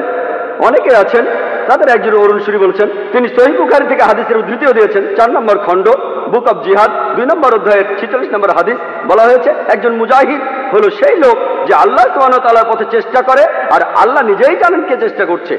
এরপরে নবীজি বলেছেন, যদি কোনো মুজাহিদ যুদ্ধক্ষেত্রে মারা যায় সে জান্নাতে যাবে, সে পরকালে বেহেশতে যাবে, কিন্তু যদি সে ফিরে আসে, মারা না যায়, সে ফিরে আসবে গনিমতের মাল নিয়ে। এই হাদিসটা আর কোরআনের বিভিন্ন আয়াতের কথা বলছেন ইসলামের সমালোচকরা। আমি ভাবি হিন্দু সমালোচকরা এই উদ্ধৃতিটা দেয় কিভাবে? তারা কি ভগবদ গীতা পড়েনি? তারা কি মহাভারত পড়েনি? এমনকি শ্রীকৃষ্ণ তিনি ভগবদ গীতায় বলেছেন, 2য় অধ্যায়ের 37 অনুচ্ছেদে আছে, হে অর্জুন, হে কুন্তির পুত্র, যুদ্ধের প্রস্তুতি নাও, যদি যুদ্ধে মারাও যাও কোনো সমস্যা নেই, তুমি স্বর্গে চলে যাবে। আর যদি তুমি জয়লাভ করে ফিরে আসো, তাহলে তুমি এই পৃথিবীর ধন সম্পদগুলো পাবে। হাদিসে একই কথা আছে। তাহলে কৃষ্ণ যখন অর্জুনকে বলছে যুদ্ধ করো, সমস্যা নেই, যদি মারা যাও স্বর্গে চলে যাবে, যদি যুদ্ধে জিতে ফিরে আসো তুমি অনেক ধন সম্পদ পাবে। সহিহ বুখারীও একই কথা বলছে, কোরআনেও একই কথা আছে। তাহলে ধর্মগ্রন্থগুলো পড়লে আমরা একে অন্যকে ভালোভাবে বুঝতে পারবো। তাহলে ইসলামে যুদ্ধের অনুমতি আছে শেষ উপায় হিসেবে, আত্মরক্ষার জন্য, আর অত্যাচারের বিরুদ্ধে, না হলে নয়। আর জিহাদ অর্থ চেষ্টা বা পরিশ্রম করা। এবার আমরা দ্বিতীয় প্রশ্নে আসি, কোনটা বেশি ইম্পর্টেন্ট? এখানে বেশি ইম্পর্টেন্ট কি দেশের আইন কানুন মেনে চলা, নাকি মাযহাব বা দ্বীনকে মানা? যেন আমাকে প্রশ্ন করছেন, আমার উপর কার দাবি আগে? আমার বাবার দাবি আগে না মায়ের দাবি আগে? ভাই, দেশের আইন আর ধর্মের আইন মানার ব্যাপারে একটা কথা বলি, আল্লাহকে মানার ব্যাপারে বলি। মহান ঈশ্বর আমাদের সৃষ্টিকর্তা, তিনি আমাদের চাইতে অনেক উপরে। ঈশ্বরের আইন মেনে চলাটা আমাদের কাছে সবচেয়ে ইম্পর্টেন্ট, অন্য যে কোনো আইনের চাইতে। সে আইনটা যেই লিখুক না কেন, যেই লিখুক না কেন। তবে আমি একজন ইন্ডিয়ান, আমি জানি যে ইন্ডিয়ার সংবিধানে এমন কোনো আইন নেই যেটা ইন্ডিয়ার কোনো মুসলমানকে তার ধর্ম পালন করতে বাধা দেয়। কোনো বাধা নেই। সত্যি বলতে ইন্ডিয়া এমন একটি দেশ যার সংবিধানে লেখা আছে যে ইন্ডিয়ার নাগরিক, তাদের জন্য এটা জন্মগত অধিকার যে তারা তাদের ধর্ম পালন করতে পারবে। আমিও সে কাজই করছি। ইন্ডিয়ায় এমন একটা আইনও নেই যেটা আমাকে আমার ফরজ পালনে বাধা দেয় আর আমাকে দিয়ে হারাম কাজ করাতে বাধ্য করে। এমন কোনো আইন নেই। আমি 5 ওয়াক্ত নামাজ পড়তে চাইলে পড়বো, না পড়তে চাইলে পড়বো না। ইন্ডিয়ার সংবিধানে এমন একটা আইনও নেই যেটা আমাকে ভালো মুসলিম হতে বাধা দেয়। আমি এখানে আমার কথা বলতে পারি, আমি একজন ভালো মুসলিম আলহামদুলিল্লাহ, আর একজন ভালো ইন্ডিয়ানও। আর সংজ্ঞা অনুযায়ী, ভৌগোলিক সংজ্ঞা অনুযায়ী একজন ইন্ডিয়ানকে ভৌগোলিকভাবে বলা হয় হিন্দু। হিন্দু যদি হয় ভৌগোলিক সংজ্ঞা, আমি ইন্ডিয়ার একজন হিন্দু এবং ইসলাম ধর্ম পালন করি।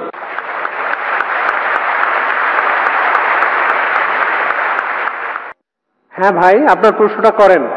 গুড ইভিনিং, আমার নাম শ্রীরাম, আমি একজন হিন্দু। ইসলাম ধর্ম পালন না করে আমি যদি হিন্দুইজম পালন করি বা খ্রিস্টান ধর্ম পালন করি, তাহলে কি আমার বেহেশতে যাওয়া কঠিন হবে? ভাই, আপনি খুব সুন্দর প্রশ্ন করেছেন যে ইসলাম ধর্ম পালন না করে হিন্দু বা খ্রিস্টান ধর্ম পালন করলে তখন আপনি বেহেশতে যেতে পারবেন না কি পারবেন না। ভাই, আমি আগেও বলেছি যে পবিত্র কোরআনে সূরা আল ইমরানের 19 নম্বর আয়াতে উল্লেখ আছে, ইন্নাদ-দীনা ইনদাল্লাহিল ইসলাম।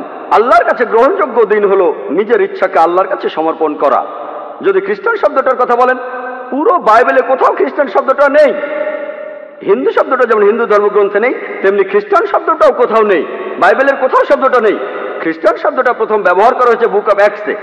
যারা সেই সময় যীশু খ্রিস্টের নির্দেশ মেনে চলতো তাদের এই নামে ডাকা শুরু করে। অ্যান্টিওকের লোকেরা বুক অব অ্যাক্টসে সেটা দেখবেন খ্রিস্টান।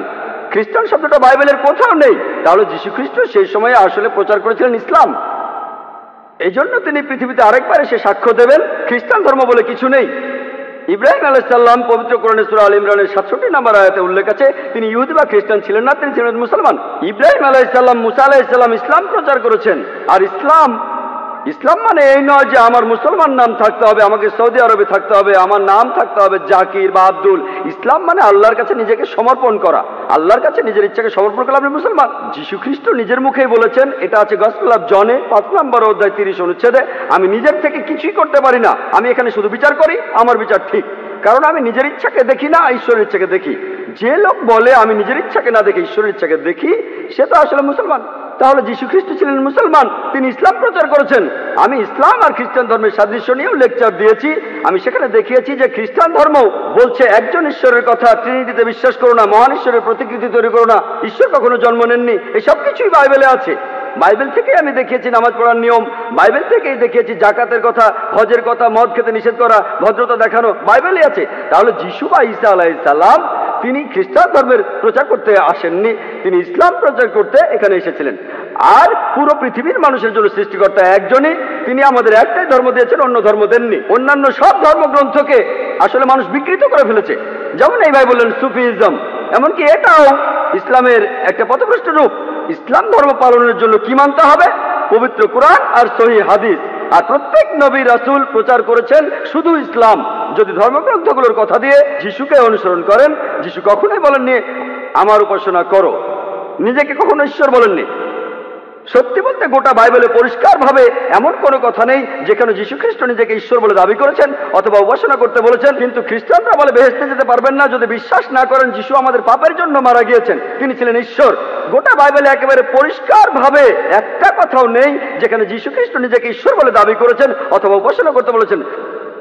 যদি কোনো খ্রিস্টান বাইবেলে এমন একটা কথা দেখাতে পারেন যে যীশু খ্রিস্ট নিজের মুখে বলেছেন যে আমি ঈশ্বর, আমার উপাসনা করো, আমি আজকেই খ্রিস্টান ধর্ম গ্রহণ করব। আর যীশু খ্রিস্ট বাইবেলে বলেছেন, এটা আছে গসপেল অফ জনে 14 অধ্যায়ের 28 অনুচ্ছেদে যে আমার পিতা আমার চেয়ে বড়। গসপেল অফ জন 10 অধ্যায়ের 29 অনুচ্ছেদে আমার পিতা সবার চেয়ে বড়। গসপেল অফ ম্যাথিউ 12 অধ্যায়ের 28 অনুচ্ছেদে আমি ঈশ্বরের আত্মার সাহায্যে শয়তানকে তাড়িয়ে দিই। গসপেল অফ লুক 11 অধ্যায়ের 20 অনুচ্ছেদে আমি ঈশ্বরের আঙ্গুলের সাহায্যে শয়তানকে তাড়িয়ে দিই। গসপেল অফ জন 5 অধ্যায়ের 30 অনুচ্ছেদে আমি নিজের থেকে কিছুই করতে পারি না, আমি এখানে বিচার করি আর আমার বিচার সঠিক হয়, কারণ আমি আমার ইচ্ছাটাকে দেখি না, আমার পিতার ইচ্ছাকে দেখি। তিনি ঈশ্বরের কাছে নিজেকে সমর্পণ করেছেন, অর্থাৎ মুসলমান। এটা আছে বুক অফ অ্যাক্টসে 2 নম্বর অধ্যায়ের 22 অনুচ্ছেদে যে হে ইসরায়েলবাসী, এই কথাটা শোনো, নাজারেত শহরের যিশু যে ঈশ্বরের একজন প্রেরিত দূত, তোমাদের মধ্যে ঈশ্বর তাকে দিয়ে অনেক অলৌকিক কাজ করাবেন, তোমরাও সাক্ষী থাকবে। যে ঈশ্বরের একজন প্রেরিত দূত, তোমাদের মধ্যে ঈশ্বর তাকে দিয়ে অনেক অলৌকিক কাজ করাবেন, তোমরাও সাক্ষী থাকবে। আপনারা যদি বলেন খ্রিস্টান মানে যারা যীশু খ্রিস্টের নির্দেশগুলি পালন করে চলে, তাহলে আমি বলবো মুসলমানরা খ্রিস্টানদের চেয়ে অনেক বেশি খ্রিস্টান। বাইবেল বলছে শুকর মাংস খাবে না, বাইবেল বলছে মহিলারা তাদের মাথা ঢেকে রাখবে। এটা আছে 1 করিন্থিয়ান্সে 1 করিন্থিয়ান্স 11 অধ্যায়ের 5 থেকে 7 অনুচ্ছেদে যে মহিলা মাথা ঢেকে রাখবে না তার মাথা কামিয়ে ফেলা হবে। তাহলে ভাই, আল্লাহর সকল নবী রাসূলগণ শুধু ইসলামকেই প্রচার করেছেন। ইসলাম মানে আল্লাহর কাছে নিজের ইচ্ছাকে সমর্পণ করা। যদি আল্লাহর কাছে নিজের ইচ্ছাকে সমর্পণ করতে পারেন বেহেশতে যাবেন, যদি না করতে পারেন যেতে পারবেন না। আশা করি উত্তরটা পেয়েছেন। এটাই আমাদের শেষ প্রশ্ন। কোনো অমুসলিম ভাই কি আছেন? হ্যাঁ, প্রশ্নটা করেন। রেসপেক্টেড স্যার, আমার প্রশ্নটা হলো, দয়া করে আপনি কি একটু মাইকের কাছে আসবেন যাতে আপনার প্রশ্নটা শুনতে পারি? আমি আপনার কাছে জানতে চাচ্ছি যে কোরআনে বেহেশত সম্পর্কে কি বলা আছে। ভাই, আপনি কোরআনে বেহেশতের বর্ণনাটা জানতে চাচ্ছেন, আমি এখানে সংক্ষেপে বলছি। এটা একটা জায়গা যার নাম জান্নাহ। এই জান্নাহ শব্দটা আরবি থেকে বাংলায় অনুবাদ করলে হয় বাগান। জায়গাটা চিরস্থায়ী সুখের। এখানে বলা হয়েছে আপনার পায়ের নিচে নদী বয়ে যাবে, মধুর নদী থাকবে, দুধের নদী থাকবে, ফলমূলের কথা আছে, ডালিম, পেয়ারা ইত্যাদি। এই জায়গাটা আসলে পরকালের জন্য একটা পুরস্কার। হ্যাঁ স্যার, একটা কথা স্যার। হ্যাঁ, আপনি বেহেশতের বর্ণনা শুনতে চাইলেন? হ্যাঁ স্যার, আমরা সেখানে কোন অবস্থায় থাকবো? সাধারণ মানুষের মতো নাকি অন্য কোনো অবস্থা? হ্যাঁ, আপনি জানতে চাইলেন যে। আরেকটা কথা স্যার, এখানে যদি বেহেশত খুঁজে না পান তাহলে অন্য কোথাও বেহেশত খুঁজে পাবেন না। আপনি বললেন সেখানে আপনি কেমন থাকবেন, কিভাবে থাকবেন? আগের মতোই। ভাই, এখানে আমাদের অনেক কিছু প্রয়োজন, সেখানে সব আলাদা। আমরা এই অবস্থায় থাকবো না, সেখানে আমরা অন্য অবস্থায় থাকবো। তবে কিভাবে থাকবো আল্লাহ জানেন, তবে আলাদা। মাথায় শয়তানি চিন্তা আসবে না যদি আপনি বেহেশতে যান। না, আমি আমাদের শরীরের কথা বলছি না, আমি জানতে চাচ্ছি আমাদের আত্মার কথা। আমাদের আত্মার তখন কি হবে, সেটা কেমন থাকবে? আপনি বেহেশতে গেলে দেখতে পাবেন ইনশাআল্লাহ। আসুন প্রার্থনা করে যে ইনশাআল্লাহ। তাহলে আপনি আমাকে এমন একটা জায়গার কথা বলছেন যেটার কোনো বর্ণনা দিতে পারছেন? সরি, আপনি এমন জায়গার কথা বলছেন যেটা কোনো বর্ণনা নেই। ভাই আপনি বললেন বেহেশতের বর্ণনা শুনতে চান, আমি বর্ণনা শুরু করলাম, তখন বললেন জায়গাটা না, আমাদের সেখানে কি হবে, আমাদের কি হবে, আমাদের দাড়ি থাকবে কিনা, আমরা থাকবো কিনা, আমাদের আত্মা সেখানে থাকবে। আমি বলছি আত্মার কথা, মনের কথা। আত্মা কিভাবে থাকবে? আল্লাহ পবিত্র কোরআনে বলছেন সূরা আল ইমরানের 185 নম্বর আয়াতে উল্লেখ আছে, কুল্লু নাফসিন যায়কাতুল মাউত, প্রত্যেক আত্মায় মৃত্যুবরণ করবে, প্রত্যেক আত্মায় সেখানে থাকবে, তবে শরীরটা সেখানে থাকবে না। আমাদের আত্মা সেখানে উপস্থিত থাকবে, কিন্তু সেটা কোন অবস্থায় থাকবে? যেমন 80 বছরের একজন বৃদ্ধা মহিলা কোন অবস্থায় জীবিত হবেন, বৃদ্ধ না যুবতী, আল্লাহ মালুম, তবে আলাদা কিছু হবে। আমি আমাদের শরীরের কথা বলছি না, আমি বলছি আত্মার কথা। আত্মা থাকবে। আত্মাই যদি সবকিছুর জন্য দায়ী হয়, তাহলে আমাদের কাজকর্মের জন্য আত্মাই কথা। ঠিক বলেছেন ভাই। তাহলে আমি যদি বেহেশতে যাই, তাহলে আমি ভাববো যে আল্লাহ আমাকে 70টা হুর পরিয়ে দেবেন, তখন আমার মনে হতে পারে যে বেহেশতে চেয়েও ভালো জায়গায় আছে। মানে বেহেশতে যাওয়ার পর সবকিছু কিভাবে শেষ হবে? মানুষের তো আসলে চাওয়া পাওয়ার শেষ নেই, মানে সেখানে আমাদের আত্মাটা কি অবস্থায় থাকবে? আমার আত্মা তখন কি একই অবস্থায় থাকবে? এই কথাটাই বলছিলাম ভাই, যে কিভাবে নিশ্চিত হবেন। আমি আপনাদের বলেছি যে এই বই যদি বইটা পরীক্ষা করি, যদি আমরা পরীক্ষা করে দেখি, এই বইয়ের 80% একেবারে প্রমাণিত, আর 20% হচ্ছে সাধারণ মানুষের জানার বাইরে। তাই একজন যুক্তিবাদী মানুষ হিসেবে আর ডাক্তার হিসেবে বলি, আমার যুক্তি বলে যার 80% একেবারে প্রমাণিত আর 20% সাধারণ মানুষের কাছে অস্পষ্ট। আসলে সত্যি বলতে কি, যে কোনো ধর্মগ্রন্থকেই অযৌক্তিক বলাটা খুব কঠিন, কারণ আপনি নিজেই দেখবেন। ভাইয়া আপনি বলছেন এটা খুব কঠিন, আপনি আমার ভিডিও ক্যাসেট দেখতে পারেন, আমার ক্যাসেটটা শুনতে পারেন। আমি শিকাগোতে ডক্টর উইলিয়াম ক্যাম্বেলের সাথে একটা বিতর্ক অনুষ্ঠান করেছিলাম, যার বিষয় ছিল Quran and Bible in the light of science. দেখবেন আমি চাইলে অনেক ধর্মগ্রন্থে বাতিল করতে পারি। আজকে আমার কাজ বাতিল করা নয়, আমাদের সাদৃশ্যগুলো দেখা। আমি চাইলে হিন্দুইজমের সাথে ইসলামের পার্থক্য নিয়ে কথা বলতে পারি, আমি হিন্দুইজমের বৈজ্ঞানিক ভুল নিয়ে কথা বলতে পারি, বাইবেলকেও, সেটা আমার কাজ না। আমি এখানে যা করলাম, ইসলাম আর হিন্দুইজমের সাদৃশ্য নিয়ে কথা বললাম। আমি যে কথাগুলো বলেছি সেগুলো আসলে বেদের বিভিন্ন প্রমাণিত সত্য, আমি এখানে সেগুলো উদ্ধৃতি দিয়েছি। আপনার পছন্দ হলে মেনে চলুন, পছন্দ না হলে সেটা আপনার ব্যাপার। তাহলে বেদও বলছে স্বর্গের কথা, নরকের কথা, মানে বেহেশত আর দোজখ। যদি পছন্দ হয় মেনে চলুন, পছন্দ না হলে সেটা দরকার নেই। আমরা কিয়ামতের দিন দেখবো কে ঠিক। আপনাদের সবাইকে অনেক ধন্যবাদ, জাযাকাল্লাহ খায়ের। আমি এখন অনুরোধ করব ভাই আব্দুর রহিম গ্রিনকে কিছু বলার জন্য। ভাই গ্রিন। আজকে ডক্টর জাকির নায়েকের এই বক্তৃতা শুনতে আসার জন্য আমি চেন্নাইয়ের লোকজনকে অসংখ্য ধন্যবাদ জানাচ্ছি। আমরা অনেক কিছুই শিখলাম, আলহামদুলিল্লাহ। আশা করি আমরা আজ যা শিখলাম সেগুলো কাজেও করে দেখাবো, আর ইনশাল্লাহ মানুষ ইসলাম সম্পর্কে আরও জানতে পারবে। আজকের এই অনুষ্ঠানের সাথে জড়িত সবাইকে আমার আন্তরিক অভিনন্দন জানাচ্ছি। আলহামদুলিল্লাহি রাব্বিল আলামিন। আল্লাহুম্মা সাল্লি আলা মুহাম্মাদিন ওয়া আলা আলিহি ওয়া আসহাবিহি আজমাইন।